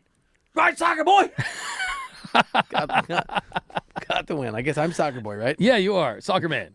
That's okay. It's too late for Stick that. with the original. Okay. The original words. Soccer boy! There you go. I like the commitment. Here on the new 97.1 The Fan, the voice of LA Sports. Phone number is 855-97-LA-FAN. You wanted to do, and I love this, you wanted to do a Dave Roberts appreciation pause, which we occasionally do, as he nears a fairly significant mark. Absolutely. Dave Roberts has 998 managerial wins in the regular season. He's 2 wins away of reaching a milestone that very few managers reach.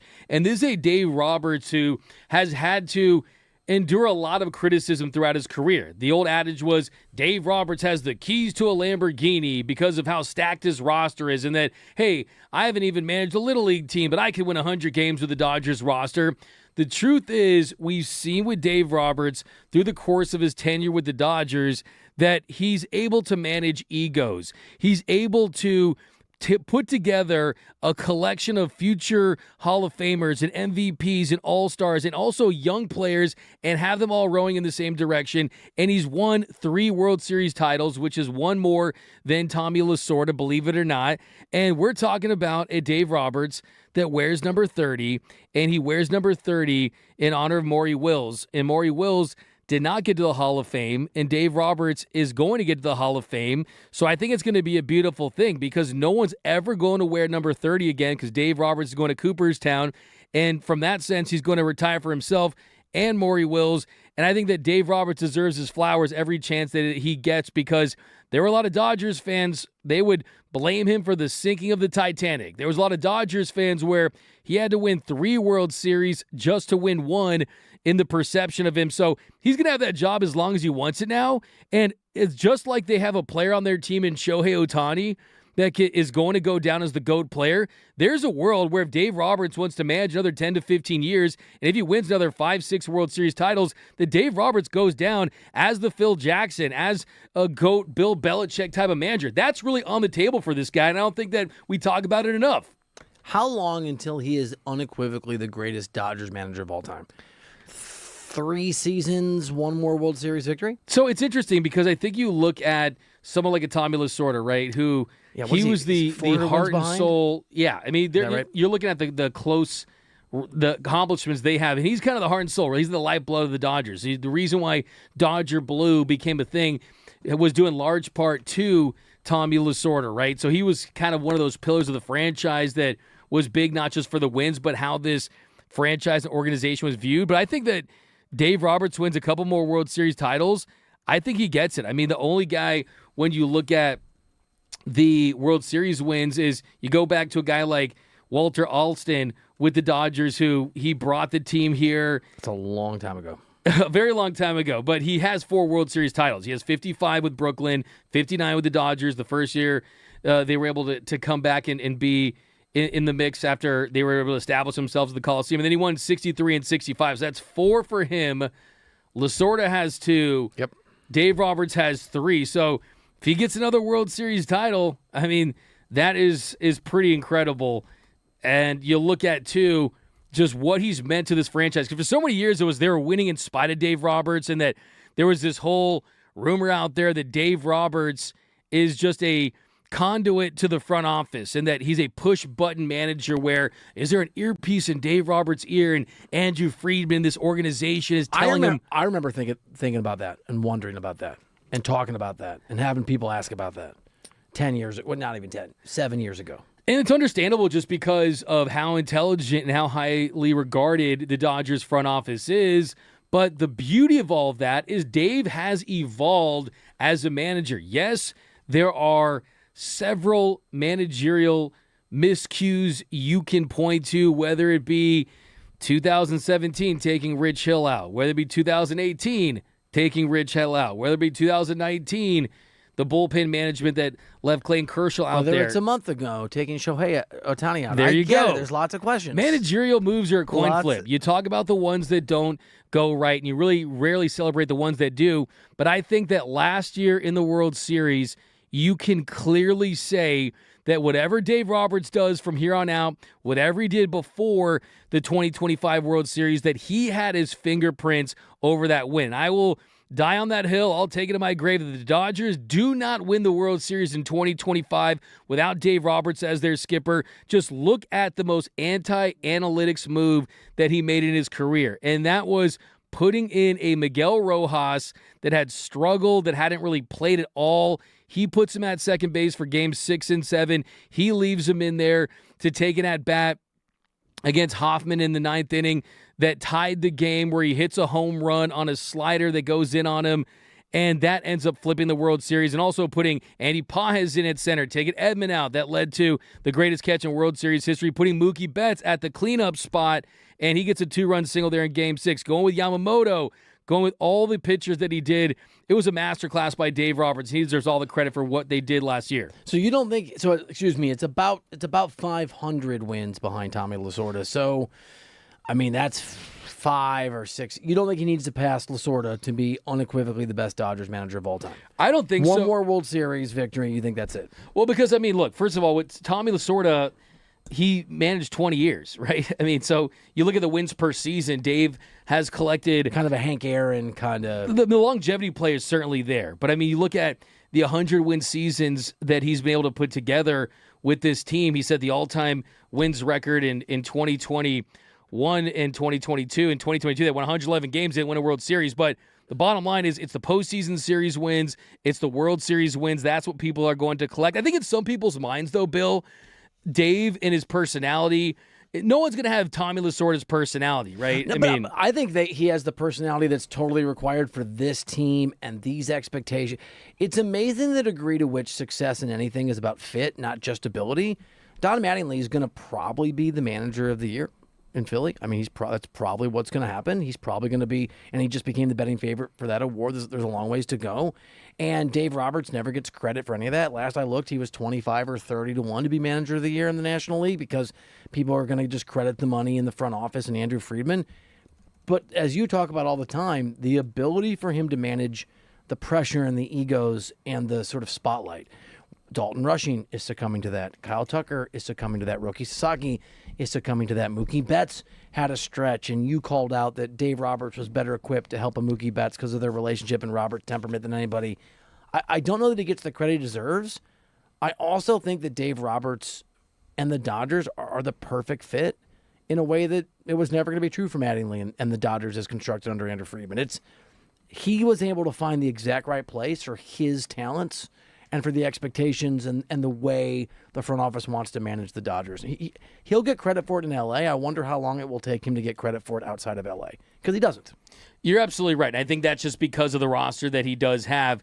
But I was talking to Joe Torre last year at the All-Star game, and I was saying, hey, there's really not that many guys that you can have conversations with that have dealt with similar situations like Dave Roberts has, because he has been a manager in a major market with big expectations that has to manage a lot of stars. And Joe Torre told me that there were years with the Yankees where he almost felt like, hey, he wishes he was some manager for a team in the AL Central that a bunch of young players, because when you have young players, they all listen to what you have to say. And what Joe Torre told me was that when you have all-stars and MVPs and future Hall of Famers, it's actually, believe it or not, harder to manage because those guys aren't always going to listen to what you have to say. And Dave Roberts, 69 postseason wins, Tony La Russa, 71, Joe Torre, 84. So I think in the next couple years, Dave Roberts will pass Joe Torre in postseason wins, possibly World Series. And I think we're not talking about the best Dodgers manager. I think we're talking about the overall best manager in the history of the sport. D-Mac and Reiter here on the new voice of LA Sports,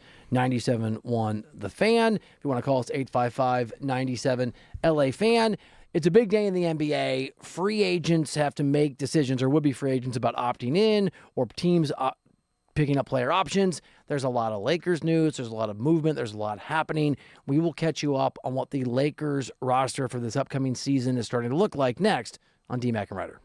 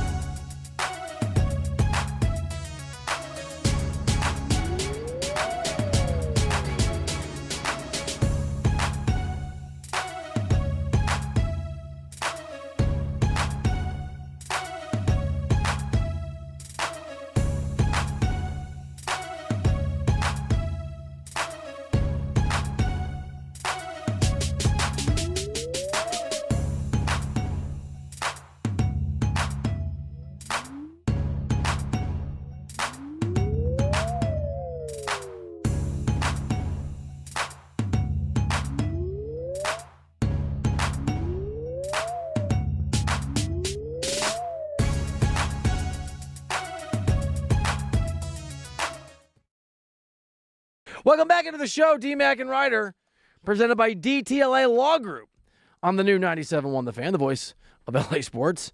Accident or injury, text injury help to 40222. That's injury help to 40222. Bursch went to Paso Robles, depending on how you want to say it. And he had a great time. We're going to hear about it as part of a non-hoops version of, part of Hardwood Headlines. I'm loving it. Ball don't lie. Time for Hardwood Headlines with D-Mac and Reiter.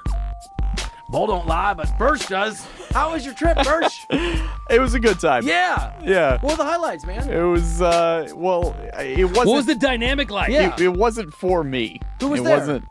It was kind of a couples weekend with a couple of the couples, brought their children, very young children, babies. So, What was that like? Listen, I would love to have children of my own someday, but I'm not, I'm not trying Where's to just this going? hang out with babies, So I can tell. It was a Bursch Lorette party, right? I'm not trying to hang out with children. Okay. All right. that's Quarter of the season. Man. guys, there's a lot of. Want to get to the moves? Yeah, let's. there's a whole lot going on. Okay, so there's a lot going on with Jalen Duren that's gone down really in the last hour here. Yep. So, first off, Chris Haynes reported that Jalen Duren apparently told the Pistons that he's looking for a sign and trade, and the Pistons then reached out to the Kings, set up a call with the Kings tomorrow. Domantas Sabonis' name has been thrown around, and then Sam Amick reported 20 minutes ago that Jalen Duren, league sources tell The Athletic, he now has a call with the Lakers scheduled for tomorrow morning. I mean, that is I know Jalen Duren had a terrible postseason. He is exactly who you want to pair Luka Doncic with.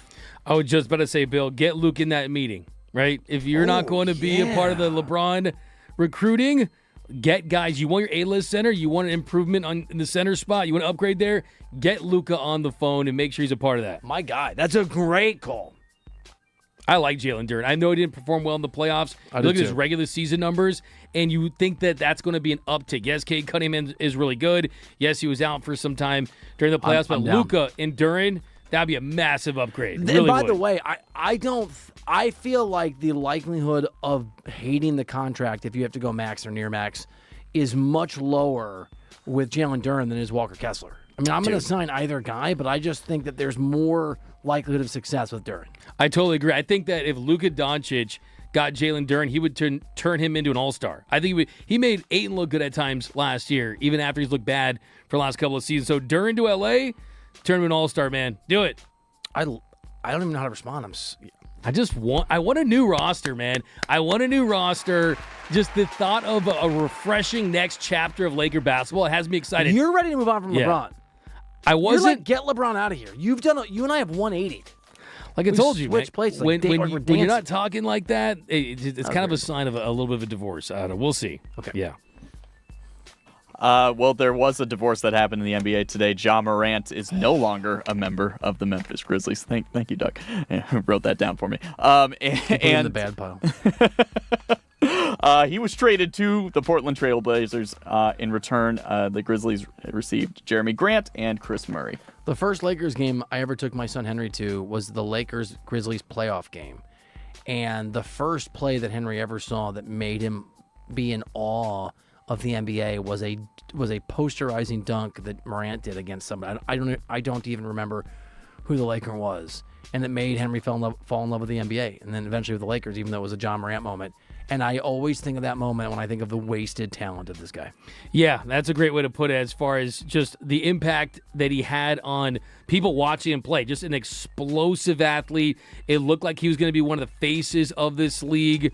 And he had that quote, right, I'm fine in the West, and everything kind of went south with some of the behavior, some of the antics that he had. But I still, I might be the minority here. I know this probably is an unpopular opinion. I still believe in the talent of Ja Morant. I really, truly do. You can't teach that level of athleticism. I know there's a ton of guards in Portland, so it's going to be wild. It's like the small ball final boss in Portland, but still, I like this for a Portland franchise that has been irrelevant for quite some time now, and you get something that's very hard to acquire, and that is top 10 talent if everything goes right. So, look, if it's not now, then when for Ja Morant? Hey, count me on the side of people that think that he has a chance to really turn his career around. I will say this. If you're going to go somewhere where it's hard, you can get in trouble anywhere, but it's harder to get in trouble in the NBA. It is Portland. There's not as much going on there, right? And maybe he's just gunning for a change. Oh, wow. Shoot or shoot. There you go. Shooters. Nicely done. Jeez. But even you were taken aback. Hey, but here's I'm just saying, but fire it's funny away. you say that because oh wow, I mean it's funny you Your say opportunities. It's fun, but You what? know? That's the franchise we had. David Load Stoudemire up. and Rasheed Wallace. They were the Jailblazers. I mean, they were the Ja Ale Blazers in Portland. Hopefully that doesn't happen. Bullet point. Good young team. Man, you really. Oh wow, shooting from the hip there. I like it. It's the Wild Wild West. It is. The Jailblazers are back, baby. Okay, they're back. I liked it. All right. Before we get into some Laker news from today, quick breaking news in the last hour as well. Kristaps Porzingis has agreed to a 2-year, $40 million contract extension to return to the Warriors. We are trying to figure out what this means for LeBron and the Warriors. On the face of it, it makes it much harder to go get LeBron James unless he's willing to take $6.1 million is my reading of it. And by my reading of it, I mean I read Bobby Marks on X. But there's always, you can also sign people and trade people. So we will see. Yeah, and the thing about the Warriors, I mean, they're a franchise that can get creative. They've shown in the past that they're willing to swing big and make big moves, so I wouldn't completely rule it out. I mean, this is a move for a player they think can help them next season. This is a move that made sense for both sides. I don't think that this should rule it completely out because LeBron still holds the keys. If he wanted to play for less, maybe he could do just that. I will also say this. Part of this illustrates, and this is an important factor in the LeBron equation, you can't wait very long. Teams are going to have to tie guys up and make decisions, or guys are going to get offended and want to go somewhere else. NBA free agency moves really, really quickly, and it usually moves as quickly as the best free agent sort of moves. But because of this new system and restricted free agency and all the way and the bird rights, teams want to know and figure it out. And so the Warriors are making moves because they can't be impatient. They can't just sit around. It's a warning to LeBron. You'll get left behind if you don't make decisions quickly. And by the way, maybe he's made a decision and he's let everybody know behind the scenes. That's possible too. So today's Laker news, DeAndre Ayton exercised his player option. He's coming back. Marcus Smart declined his option. Jake Fisher is reporting that he is expected to leave the Lakers in free agency. Yeah, the minute that's a good get, Bursch. The minute that makes sense because the minute that he did not opt into that deal, it became very hard for the Lakers to afford him. Which is too bad. He was a really nice player, but the Lakers, what did Windhorst say? The Lakers have fake cap space. Because if you think LeBron's going to come back, you don't have any cap space unless LeBron does a major discount. Yeah, and they still need a wing. They still need a forward. They still need a center. They still have a lot of needs. And with these moves and Marcus Smart expecting to opt out, the Lakers, they get $52 million in cap space if you decline Nick Smith's team option. So there is ways for them to get some space, but as you're saying, there's not that many options to go from here in. Marcus Smart is a guy that really helped this team last year. Put his heart and soul on the defensive side. Great for the culture of the team when they were dealing with injuries. This one definitely hurts. But in DeAndre Ayton at that price, though, he's serviceable. No doubt about it. Yeah, I mean, the thing is, get the crunk juice ready. Why would he opt into that deal if he had a higher market value? It just makes me worried that he's like, I'll just take the $9 million and not do anything. He's a very flawed player, but at that price, I mean, you just can't make him the solution. But that's definitely, I think it's a solid development for the Lakers there. So you can't roll it back with everybody, but if you bring LeBron back, you can. Marcus Smart is gone, but you can come close to rolling it back, and you didn't have a healthy Luka Doncic, and round we go. But it's the same conversation that we've been having, that maybe you can convince yourself to pay LeBron. I don't know that I'd do it. Would you rather have LeBron James or Jalen Duren? Not that it's an option, you can actually navigate both depending on some scenarios, but would you rather have a Jalen Duren, Walker Kessler, or have LeBron? I'd rather have the big man and just start building it, dude. Million percent. You gotta choose? Absolutely. Give me the big man. Give me the next era. Give me the clean break with LeBron.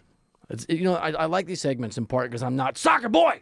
I'm just Bill Reiter, former NBA insider here on the new 97.1 The Fan, the voice of LA sports. Dodgers are starting a road trip series against, not a road trip, but a series against the A's with no city attached to them. And we have an Andy Posworry next on DMAC and Reiter. They have the sources, they have the pulse, and they're the only ones.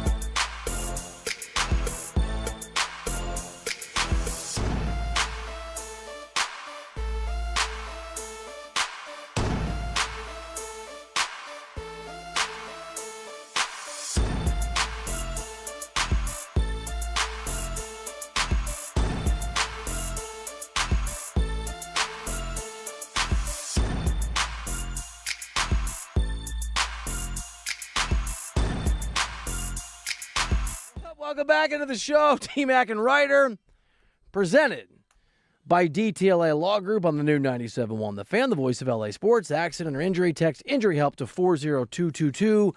That is injury help to 40222.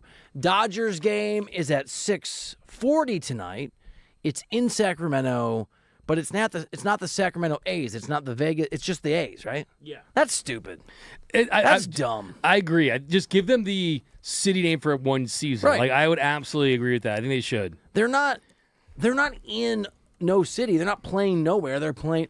All right, anyway, I'm going to stop complaining about it. On D-Mac and Reiter, Eric Lauer, who's been great, takes the mound for the Dodgers. The lineup is Ohtani, Pages, Freeman, Betts, Teoscar Hernandez, who we'll talk about in a second, Kyle Tucker, Max Muncy, Miguel Rojas, and Dalton Rushing is hitting ninth and obviously catching. And the injury report is brought to you by Ozeron Law, the injured worker hotline. Speaking of Teo, he's back. He's back from injury. Great to see him in the lineup. Ryan Ward, who was awesome in his sort of series of cameos, his brief stint back up was amazing. He was great. He was, and he's patiently awaited this opportunity. He made the most of it. And I think if you're Ryan Ward, this is just another reminder that it's very difficult to get consistent playing time in this organization because there's so much established talent. There's all-stars that they acquired through free agency, through trade, and if you want to knock down the door at the big league level, you have to be really, really great for a really long period of time. But I think that Ryan Ward has to feel really good about his experience. And if I'm the Dodgers, it kind of makes you wonder if you love something, set it free, right? He deserves to be playing for another team. He really absolutely should be cashing. If you love Ryan Ward, trade him to another team. If you love Ryan Ward, I think you put him in a situation where he can legitimately compete for everyday playing time. I really do. I know that no one wants to hear that. I don't want to hear it. I mean, what do you want to do? Just rot down at the minor league level? I think if you are Andrew Friedman and you love someone, then you keep them, and if you don't love someone, you pretend you do and trade him for Tarek Skubal. I think that's what you do. See, that's the thing. I agree with that for sure. I mean, I would trade members of my family for Tarek Skubal, right? Which ones? Not immediate. I'm not naming names Cousins? here. Maybe some, yeah. Which one? Name one cousin. One cousin who's gone. Bursch. Bursch is we're going just to Detroit. cousins yet. Bursch won't go. There's kids in Detroit. That's right. But here's the thing. I mean, Ryan Ward hit 191, had a Bursch 670. has complained twice about kids. He now. really has. Was that in the with last Bursch? week. Yeah. How was your weekend? There were kids there. Oh, okay. I Where mean, were geez. you? I was at Toy Story. He hates ice cream and puppies too, apparently, too. All right. That's cool, man. That's cool. Keep it down. I'm watching Toy Story. How was the restaurant? It's fine, but there's customers. That's going to happen, I think. I'll have to check my notes. It's hilarious. Thank you. All right, so something you wanted to bring up, and it's becoming a pet peeve of mine. So we just went over the lineup. Andy Pages is in the 2 spot. A month ago, this guy was literally one of the best hitters in baseball and had the second or third best WAR in baseball behind Shohei Ohtani and somebody else. He has hit almost exclusively in the 2 hole since then. He has been abysmal in that spot. Weirdly, very strange sort of statistical anomaly. Every Dodger that's hit in the 2 spot has been awful this year. It's been some kind of weird curse. Andy Pages, is hitting 375 when he hits in the 6 spot. Isn't it time to move him out of that? He is, and you noted this, there are some really serious reasons to be worried about his performance and where he is at right now.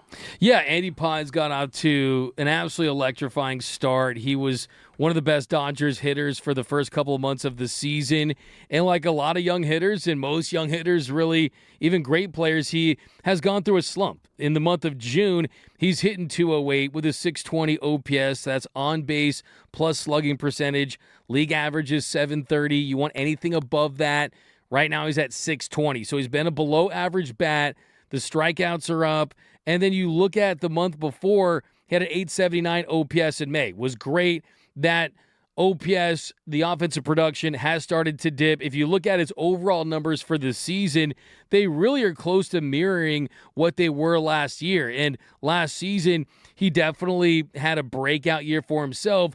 But there was a lot of talk this year like, wow, is Andy Pages going to be the second best hitter for the Dodgers? Because he was outperforming guys like Freddie Freeman and Mookie Betts and Freddie Freeman. Now you're seeing his numbers on the season hitting 267, which is down from 272 last year. And then his weighted runs created plus, where league average is 100, He's a 120, which is still really good. I still think he's going to make the All-Star team for the first time in his career, but that's only 7 points better than what it was last season. So we are seeing his numbers start to stabilize. And as you just point out, Bill, I think batting in the 2-hole is starting to hurt his overall production, because when he was batting 6th, he was hitting 375. When he was batting 7th, he was hitting 271 with a 743 OPS. When he was batting 5th, he was having 800 OPS. But since he has bat 2nd, where he's taken more at-bats than any other spot in the lineup this year, he's hitting 244 with a 755 OPS. And I think what the Dodgers should do, move him down in the lineup. He's talked about when he bats 5th, 6th, or 7th, he takes the information from the top of the lineup, whether it be guys like Shohei and Freddie and Will Smith, Mookie Betts, whoever's up there, and they give that information to him, and he performs better. So I think the move is move him down. I would move Kyle Tucker up. It's time to put Kyle Tucker where he's supposed to be. D-Mac and Reiter. By the way, just the context of this, I'm not blaming Dave Roberts, and I'm not blaming Mookie Betts, but on May 26th, when you and I, were we on the air on May 26th, or were we doing practice shows? Burst, do you remember? It was May 18th, the first day. Okay, so you know the date. Yeah. Like a special date. Changed my life forever. Okay, so we were doing shows. We were having on-air conversations. I can't keep the practice shows straight from the actual shows about how do you fix Mookie Betts and what do you do. And on May 26th, Andy Pah has got moved to that 2 spot. And these are very similar to the notes that you just gave, but he's basically been in the 2 spot the entire time. So to help Mookie, which eventually worked, by the way, Dave Roberts moved Andy Pah to the 2 spot. Since May 26th, when he's largely been the 2-hitter, and these are very similar to your numbers, he's hitting 236 with a 309 batting average and an OPS of 732. He's only got 4 of his home runs this year over the course of that stretch. I at a certain point, I know Dave Roberts is amazing. I know you said that you think he can be the greatest manager in history. Nobody is flawless. Dave Roberts is not doing Andy Paz any favors. Mookie Betts has figured it out. It's time to manage Andy Paz has a sort of need to be better and to have more confidence. I would rather be Kyle Tucker as well, but if that's not what you're comfortable with, if you're Dave Roberts, then move Mookie back. Move anybody that give Paz some of the protection you've given. I mean, Kyle Tucker hit in the 7 spot a couple times over the last week. And I think once over the weekend, right? At least once. Why not give Andy Paz a little bit of that help and protection? He doesn't have the years or the success or the millions of dollars that Kyle Tucker and Mookie Betts have.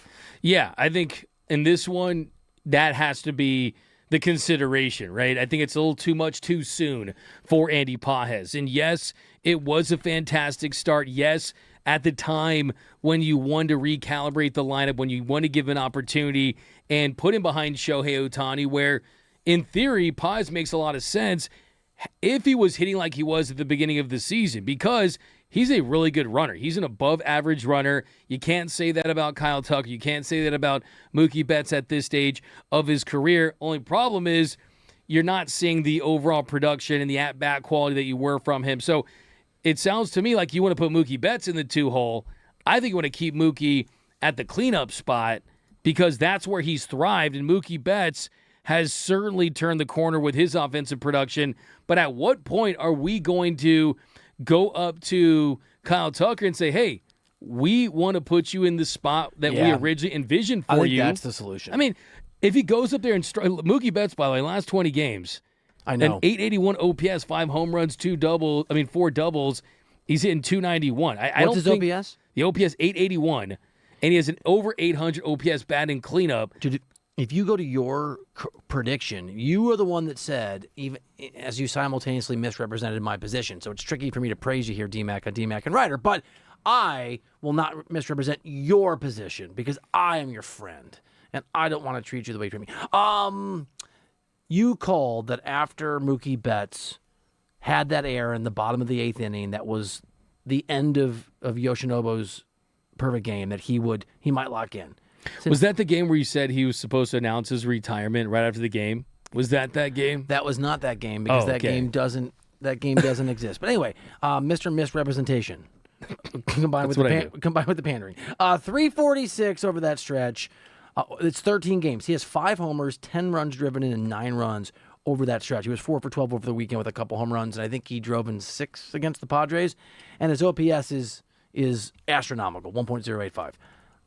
That's been amazing ever since the game where I didn't say he should retire, where I had a nuanced and concerned perspective on Mookie Betts, and you screamed, "You want him to retire!" because you do strawman arguments, which I respect. And Oh, you were very down on Mookie. I mean, look, understand. Here's the thing. I know that you're not allowed to ask difficult questions of Mookie, but I am. So I was just asking difficult questions. I mean, I was I just asked presenting a difficult difficult questions. question. I feel like the time is Oh, right you were- for it. You don't think it was the time was right? No, I do. When he from bought my that end. plane? No, from my end. I mean, it's okay to hear that from you, and I respected it.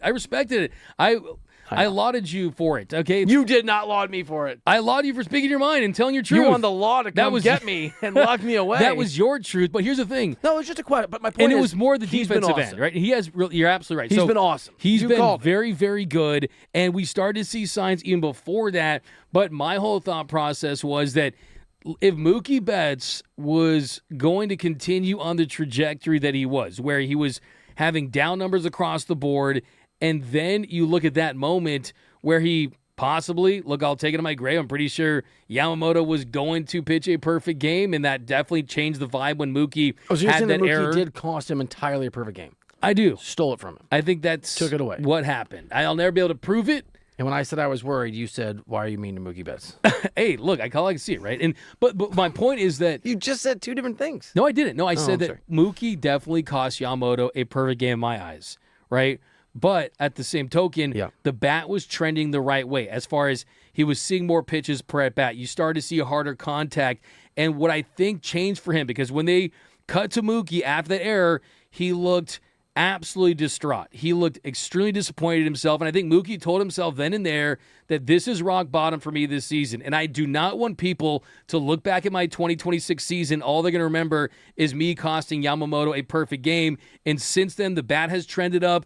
The glove has been great all year. I think that, look, there's a couple weeks left that Mookie Betts can catch fire. He was second in the All-Star voting a few weeks back. I mean, could he get an All-Star nod based on reputation? There's always a possibility for that. Ellie De La Cruz has had a great season as well. I'm sorry. I don't care about All-Star game. It's so. He cares. I know, but it's. I don't- The system, the fan system is so silly, dude. But the point I'm trying to say is this, though. Who's your guy? The guy you love and you always wax poetically about, Corey Seager, right?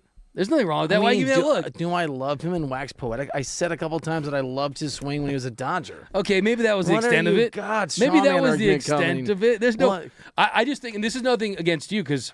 Let me just But find this. I just want to point this out. Is can you imagine it? This year, Corey Seager is having a dreadful season at the plate. He's missed a lot of time, and the glove has been bad. And a lot of Dodgers fans for the last couple of years have talked about, oh, we let Corey Seager go. Well, what if I told you in 2020 that in 2026, Mookie Betts would be the Dodgers' everyday shortstop with an above-average bat, with an above-average glove, having a better shortstop season than Corey Seager, and at that same contract, in a better value contract than what Corey Seager signed with the Rangers? I'm just giving Andrew Friedman a lot of credit. I'm giving Mookie Betts a lot of credit. I don't know what conversation we're having right now. I just want to point out how wild that is to me. That he's better than Corey Seager? I didn't ever say that he wasn't better I'm than not Corey saying Seager. you did, but you do bring up Corey Seager quite a bit. You brought up Corey Seager. What are you talking about? You've talked about him 4 times. I'm going to read this tweet to you. The idea that Shohei Ohtani was still pissed and was going to hold a grudge against Rushing was bull swear word. That was you and your strawman argument, what you're doing right now.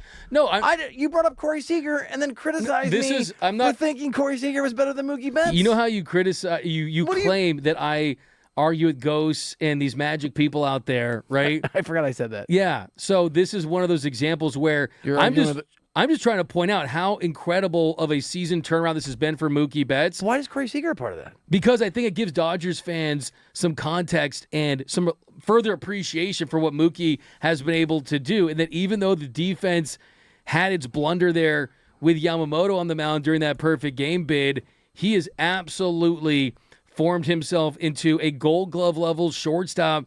And it's something that I think deserves a little more attention. And I think that anyone that thought that Mookie Betts was done, he's proven everyone wrong. I mean, he's also better than Dansby Swanson. Do you want to talk about that? That's an incredible accomplishment. This is, you know what's crazy? This has never happened before. No. Look, Mookie Betts' remarkable selflessness to change positions, let alone to arguably in a second change, the most difficult position in baseball, is remarkable. And no one is down at that. The doubt and the worry was his ability to sort of get back offensively to the place that we knew he used to be at. And the amazing reality is that he's done that. He's swinging a great bat. But I don't think anyone's. I'm not arguing. I'm not saying you are, honestly. I really am not. Oh. I just brought up the Corey Seager thing because I've heard it a couple different times. I just think it's really mind blowing. Not from you, not from me. I've heard it from the magical people that I argue with. Right? That people talk I love about. How you just grab these. I actually think you make the arguments up. Like sometimes when we're arguing, you'll just change the show. Yeah, but somebody said that Shohei's not as good as Mike Trout. And they're wrong. I'm like, yeah, of course. Who said that? I just think it's a great opportunity. And Mookie said it over the weekend. He doesn't feel like he's back. And I think that was interesting, wasn't it? It really was. Do you want to hear it? Yeah. Do you want to hear the sound of Mookie's voice? I do. Does it make you happy to hear Mookie? Absolutely does. All right. Here's the thing. I'll say this. I'm stalling for Bursch. Here's what I'll say about because I forgot to tell him. You know what? We're not gonna stall. Bursch is amazing. This isn't a kid. This is Mookie Betts. Bursch is ready to roll. Here's Mookie. There's that clip. Are you ready to say you're back to normal now? Is it time? Nah, it ain't time yet. We'll see. We got to keep on going, and just keep working. Just keep working at it, and it's obviously the ebbs and flows of the season. So we're in a good spot right now. It just feels normal. It feels normal. It feels like I can go be a ball player again. Kind of let my abilities show. I can kind of change my approach during at bats or. I'm not so upset about outs because I feel like I'm going about it the right way. So, again, I just feel like all the experience I have, the knowledge I have, I can finally use because I'm equipped. Do you know how I know Mookie Betts knows and thinks that he's back? Despite what he said. D-Mac, you're on D-Mac and Reiter on the new 97.1 The Fan, the voice of LA Sports. Because he didn't say, I'd answer that, but it's too complicated for you to get your mind around. Like you will never forget that, will you? It is... I don't forget anything. It is instructive of where he was at in his headspace last time versus now. Because now it's, oh, shucks. You can hear him smiling. And I love it. He was in such a dark place last time that a reasonable question got an unreasonable answer. Now, a reasonable question gets an unreasonable pretend answer but it sounds joyous. It's just a different vibe, and I'm here for it. Good for him. I think you're spot on with that observation, and you don't have to see the footage of that to know that he was smiling, right? That you saw that $1 million megawatt smile by Mookie Betts. You could just feel it that even though he didn't answer the question with a ton, it was, hey, I'm heading in the right direction. I do feel good about the direction I'm heading in, but it's going to take longer for me to feel that way. I mean, it takes more than a game to get into a slump, takes more than a game to get out of a slump, but now we've seen a couple of weeks now where Mookie just been impressive, and he just looks like himself out there too. I mean, you saw the smiles. There was a play where Freddie Freeman in a foul ball almost hit him on the leg, and Mookie was smiling again. It's that fun, loving Mookie Betts again, and you contrast that, you compare that to what we saw earlier in the season. He was defensive, he was short with his answers, and the general feeling from Mookie was totally different. So I think you're on the money with that 100%, that this is a version of Mookie that he just feels like he's better, in a better place mentally and with his production at the plate. I mean, Mookie Betts, getting back to Mookie Betts, is not a shocker, even if it's a welcome development. Eric Lauer becoming, I don't know, insert great pitcher here, is an amazing testament. I know we talk about it a lot, but is an amazing testament to the Dodgers' ability to both identify potential players who are underperforming and then be instrumental in making the changes that allowed that to happen. Very quickly, we've got someone saying, I think it's Danny Boy Sam at the Fan LA, if D-Mac and Reiter are willing to talk about the baseball All-Star Game voting, I'm down to call in. All-Star Game is July 14th. Hell yeah, call us and we'll talk about it. Hit us up. 855-975-2326. Eric Lauer was a stopgap. At what point does he become just a constant part of the rotation? When everyone's healthy, I mean, that's when you move on from him. I mean, I don't really care. I don't care if he throws no hitters for the next 2-3 starts. I really don't. Like, he can throw a perfect game the next 2-3 starts.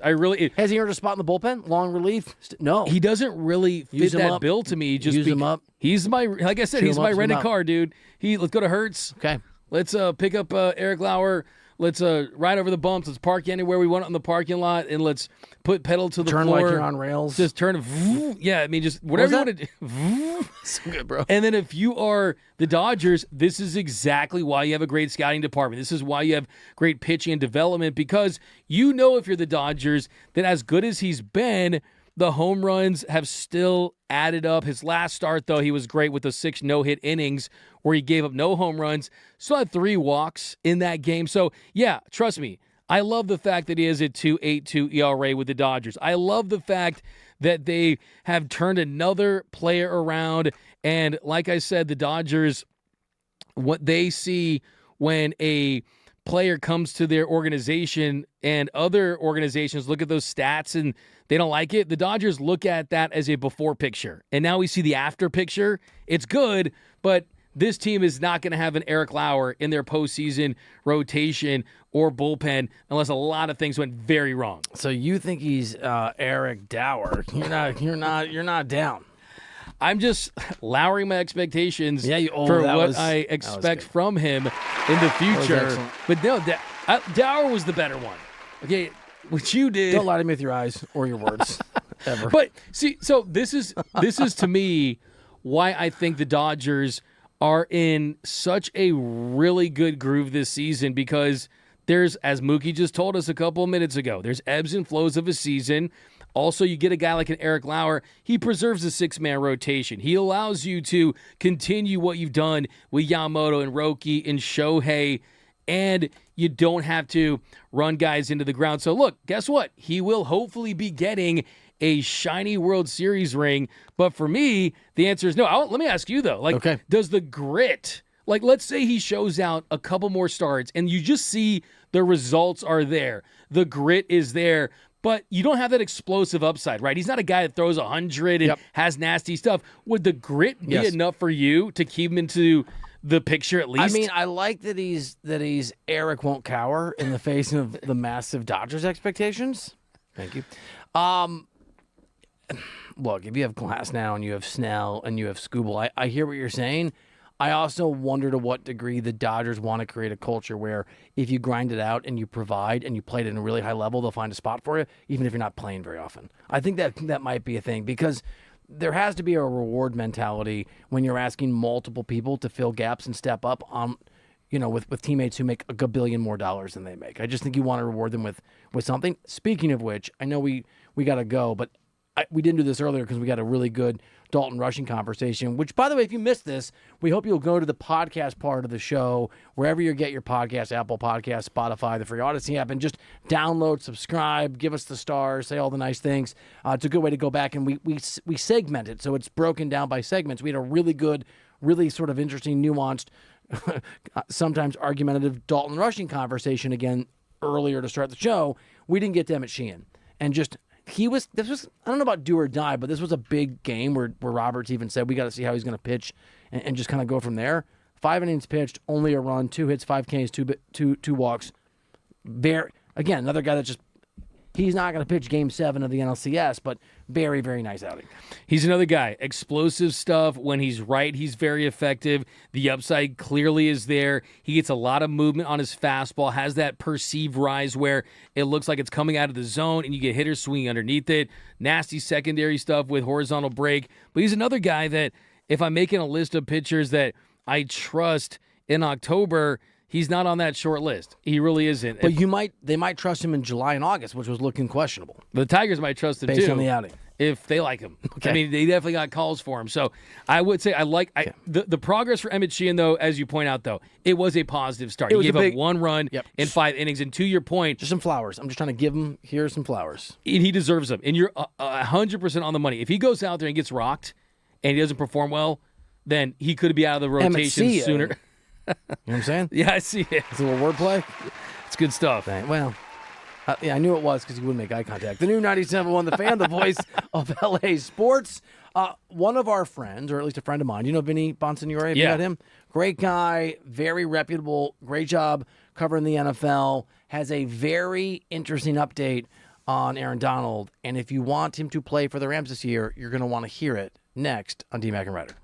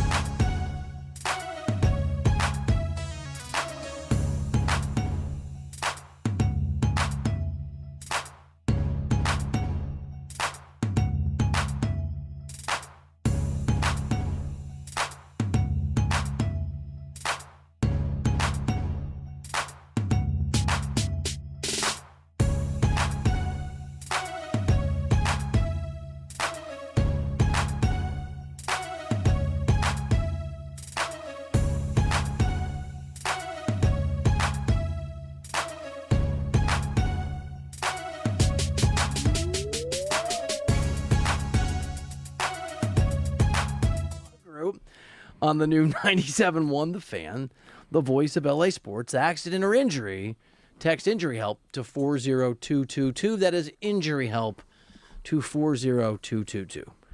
DTLA law will always help you, and so will Corey Seegers. You know that? Corey Seegers is just a great guy. You love you some Siegs, man. What are you even talking about? You just look. A lot of Dodger fans. Time. I brought it's him okay. up twice. I love know Corey it's Seager okay, too. but I just World you're Series setting MVP. an angle. You're setting a trap. I'm not. You're misrepresenting for a reason. That one was more for me because I have been almost completely shocked with how well Mookie's developed that shortstop and really how Corey Seager's tail spinned. So. Yeah, spiraled down Texas. Then why'd you bring me up in the context of Corey Seager? Because you've always talked about you. Because you always say I that. don't always talk about it. You brought him 3 times. I brought in 2 months. And how much you love his swing. You brought him up 10 times. I just brought him up because I thought maybe that'd make you happy. He does have a great swing. See, there it is. He does. Whose swing you like better, his or Mookie's? Sure. I like Mookie. Lately, I like Mookie's better. There we go. Oh man, where's my notes at? This garbage has to end and pretending that Ohtani needs to be traded. No one is saying that, Doug. You write it down. I got a note. D-Mac and Reiter. Vinny Bonsignore, who covered the Raiders for a long time, just got a new job as, I think, the national NFL reporter, but largely local for the California Post. Great reporter, local guy. And he writes that multiple sources have, here, I'll just read you. Multiple league sources indicate the greatest defensive player in Rams history is seriously contemplating coming out of retirement to lend a massive helping hand to the club's Super Bowl aspirations. I think he's coming back, dude. I think Aaron, doesn't it just, I know we don't know, but Vinny's legit. And if multiple people are telling him the guy's really pondering it, doesn't that mean that Aaron Donald is almost certainly at the stage of trying to figure out physically whether he can do it? That's the thing, man. If he wants to come back, the dude better get in shape. Of course, I'm only kidding. He's in great 10 out of 10 shape. I thought you were serious for a second. No, absolutely not. Okay. The point is that he's in absolute 10 out of 10 shape. It's just football shape, right? Conditioning. Does he want to go through the grueling training camps and preseason? Will he be ready physically for the first game? When the Rams go all the way to Australia to take on the 49ers. But this one, as you point out, this is a guy with credibility. This is a guy that has really a very, very strong track record, especially talking about things like this. But he also used the word seriously. I think this is one of the more bold ones that we've seen because Schefter said it on his show, said it on a podcast. We've heard some of his teammates talk about it, that it's not a matter of if and it's when. Vinny, though, kind of coming out after the fact, he wouldn't do that on a random Sunday for no reason. So there's too much smoke here. I think there's going to be fire, and that fire is going to be relit for Aaron Donald to come back to the Rams. I feel it too. I agree with you. But here's the thing, though. Can this be the last, though? Can this be the last of any of these reports? I don't want to hear one more. Why? Why are you hating on it? Look, is going to bring up Corey Seager again? I mean, we could just why this point. Why I bring it up? At this point, because at this point, Bill, at this point, it's a great story. Can we never do it again, right? I'm not saying that. What man. is the problem? I'm saying at this point, unless there's different information, anyone could come out of the report saying serious this, serious that. Can we just anyone get Aaron? Can? You think Vinny's anyone? I'm not saying he's he's some anyone. Guy in his basement. I'm saying that if you have first you go skin after in the game, if you have skin, Kyle Tucker, now you go after is Vinny at his locker? But can we find out what the factors are? Can we find out some other things? I'm very curious to see you're what criticizing Vinny Bonsignore for how he's reporting. No, you're taking this Vinny, the wrong. Can you find some other info? Can you ask Aaron Donald what his favorite color is? What are you talking about? It's great. It's great reporting from a great reporter. I'm just saying. What you're saying. What I'm saying. You just said let's not. I'm tired. You're like, I'm tired of this. No more reports. Can we get some real info? That's definitely not what I said. Vinny's great on this report that I'm over. Okay. Incomplete. The point is, how many people do we need to hear say that Aaron Donald is seriously going to consider returning? I mean, many. So what? The more times that everyone that has any type of decision-making power, anyone that's been involved, no one has shot this down, including Aaron Donald, who texted with Pat McAfee himself saying that he's got to find the fire, but there's a possibility that he does come back. But it's definitely a good thing because you want more stories like this if you want to feel that way. But to me, the next thing I need to hear is the Rams and Aaron Donald or Adam Schefter saying that he is coming back. Bursch, you need to tell me this is a party foul. I want to read your own analysis of this report from our text message string, but I don't think I should because it's the opposite of what you just said. Mine? Yeah. Okay, read it. It's a new report by Vinny based on his info sources. No, but nothing too new. It is the most aggressive one, though, so far, with him using seriously to describe it. And I love the only reason I did this today is because you wrote that down. I'm like, okay. I didn't really. I'll talk about it since Doug wants to talk. So literally, this is what I'm dealing with. You're taking this We're the building wrong. a show. Doug, we're like, should we talk about this? Because we have a text string. Doug's goes, yeah, we should talk about it. I'm like, okay.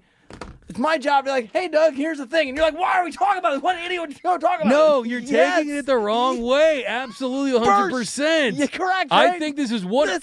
Look, anytime someone of his stature talks about Aaron Donald, absolutely we want to dive into it. I think from my standpoint. I have more context. Okay. Birch, Vinny Bond saying multiple sources say Donald is seriously considering returning. Don't know if that's a new report or if that's him aggressively aggregating the various stuff that's out there. It's a new report by Vinny based on his info sources, but nothing too new. It is the most aggressive one, though, so far, with him using seriously to describe it. Me, thumbs up. I guess we'll talk about it. 5 hours later, why would you bring this up, Bill, Corey's secret lover? Okay, what you're doing is totally unfair to me. Is it? Absolutely. Look, I said. I'm just trying to understand what you want to do. And what I'm saying What, is. am I married again? Look, the more times. Well, I'm married, but.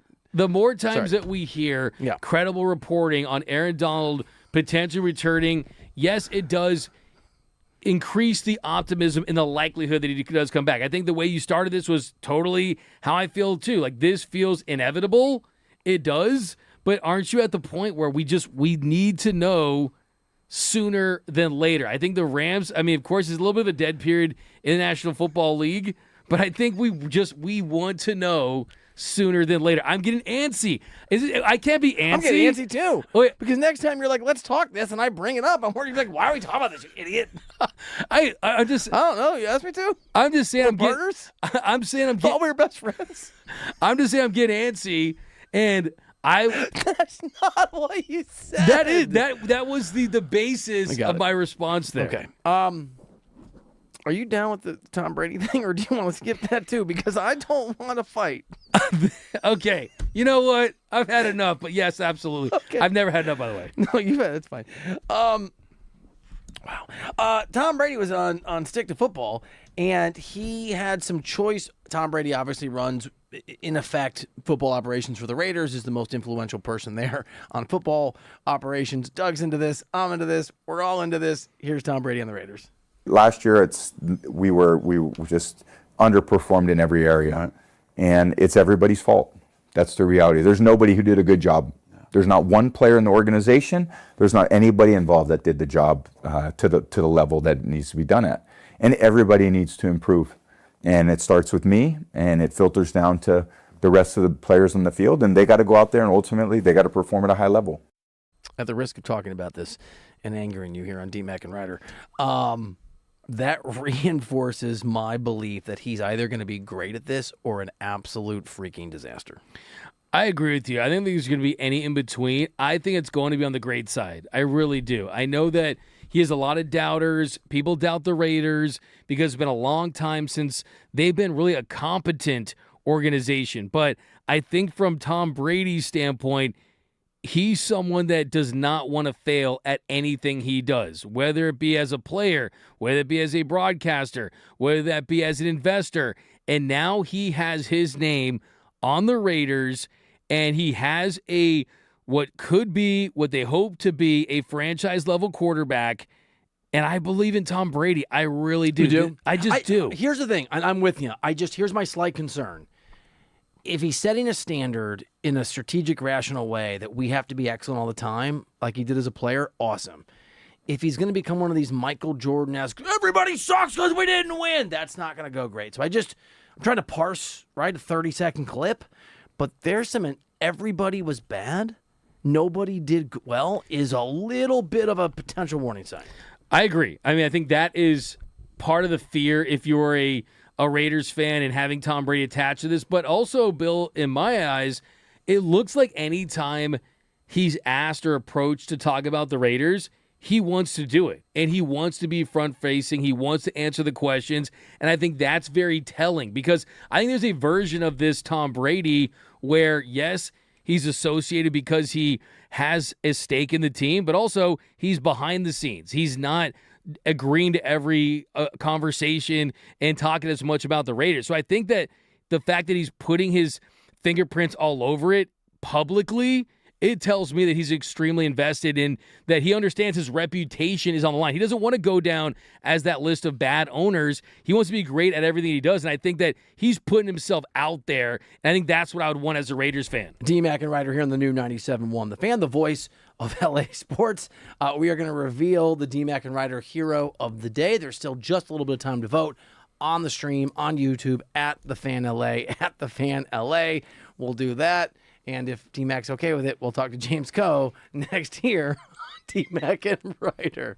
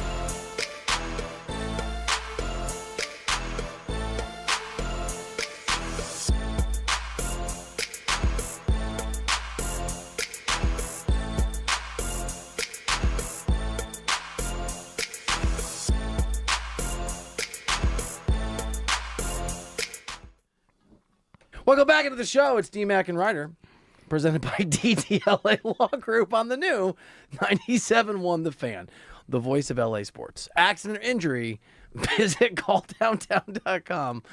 That's calldowntown.com. Calldowntown.com. To steal a quote from Bill Reiter, you made me laugh, dude. You make me laugh, too. Here is my point on Aaron Donald. And this is speculation based on Vinny's remarkable reporting. I think that Aaron Donald, and all the other reporting that you're right, that sort of preceded it, my guess, is that Aaron Donald wants to come back, and now he's trying to assess whether he can actually do it. Because there is a level of pain involved. I think we all think he'll be able to physically, but now my guess is he's testing that theory. I agree. I think there's the negotiating with the Rams. There's the negotiating with his wife, with his family, kind of coming to peace with that. But I do think you're right. I mean, it's crossing the T's, it's dotting the I's. It feels like from a mental standpoint that he probably is there.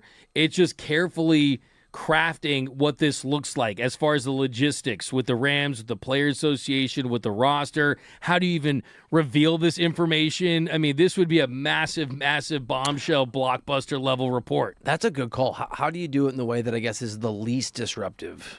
Yeah, because it's not really his style, right? He's not one of those guys that is going to want to have some massive social media thing that he's a part of. So we'll see. Maybe things change. But can you imagine the shockwaves around the NFL world if Aaron Donald announces his return to the Rams after the Rams traded for Myles Garrett? Like, this would be just a monumental day in the National Football League, in this city, and for this sport. I mean, it'd just be humongous. Got a difficult question for you. I'm curious your answer. I just thought of this. We are on Aaron Donald, will he come back sort of alert, right, over the next couple months. We are on will LeBron James come back to L.A. alert over the next couple weeks or maybe a few weeks. Who this upcoming season in their respective sports is better at their sport right now? LeBron James or Aaron Donald? Such a great question. I will say this. I think Aaron Donald will help his team win a championship more than LeBron James will. I think some of that's where you're going, though, right? If LeBron went to the Spurs, say, yeah, right, or went to the Thunder, who? I think, you know what, they're pretty much, here's the thing, though. Aaron Donald was, 75-80% of Aaron Donald is still first team all NFL, if you want to make that comparison, right? I think I would go Aaron Donald versus LeBron. I think I would. I think that if Aaron Donald comes back and do you think he's playing most downs? I do. He doesn't have to, but I think he can. I think he'll probably insist upon it, but there's a world where he does play 30 to 35 snaps. If he played most downs, I would still bet massive amounts of my money that he is easily a top 10 player in the NFL, certainly defensive player. I don't think LeBron is that. I do think LeBron's 12 to 20. I think the answer for me is Aaron Donald. And it's close. I respect both at their levels. I'm with you on that. I mean, LBJ turning 42, Aaron Donald 35. We've seen Calais Campbell late in his career, close to his 40s, have success, and you got those 2 years off. He's rested, and if he comes back, he's not coming back to be a role player. He's not coming back to be just a Pro Bowler. He's coming back to be an all-pro level player, maybe someone that competes with his teammate for Defensive Player of the Year. I mean, the level of great, I think I really, truly do, because if that fire is still burning, I don't think it's going to be halfway. I think that he's only going to want to come back if he feels like he can compete at the highest level, that he doesn't want his reputation tarnished. I think LeBron, from a counting stat standpoint, can have an extremely respectable year, 26-7, something along those lines. I still think LeBron can be very productive, but I think that Aaron Donald can still be ultra elite. I don't think LeBron can be ultra elite anymore. I think Aaron Donald can. I think that's right. I think that's right. By the way, Hero of the Day,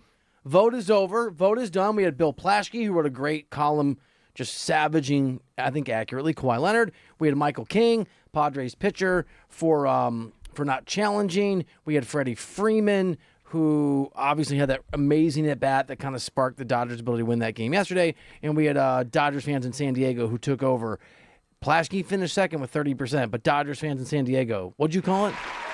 Dodger Stadium South, baby. There you go. It's our little beach house down beach there. House. Yeah. I like that. Yeah, I think Joe. Corey Seager would have liked that.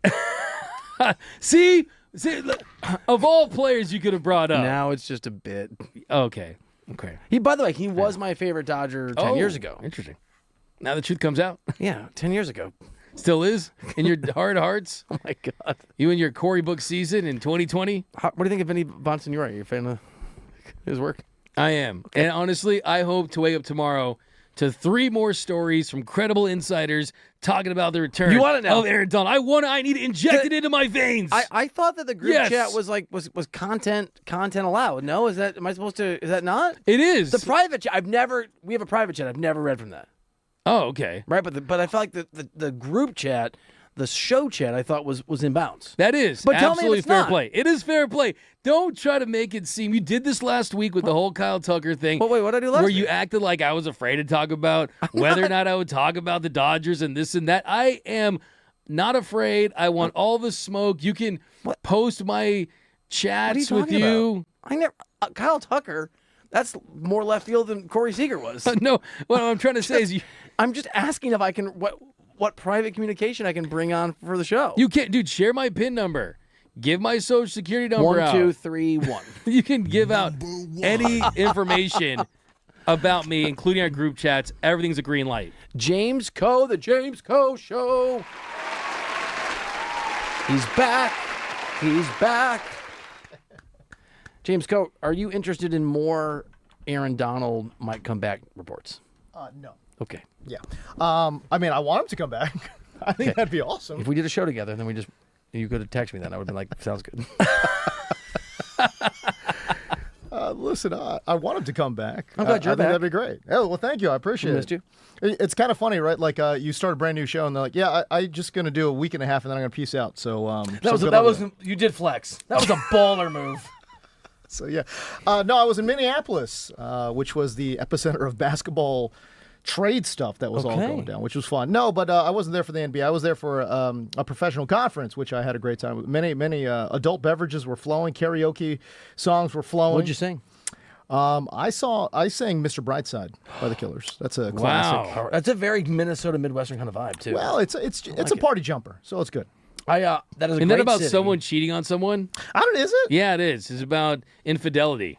Oh, I didn't know that. Why are you It staring really at me is. so hard? I don't- Maybe it's Phil. It is, right? Is it Phil Mickelson's favorite song? Is that? Oh, that's a good reference.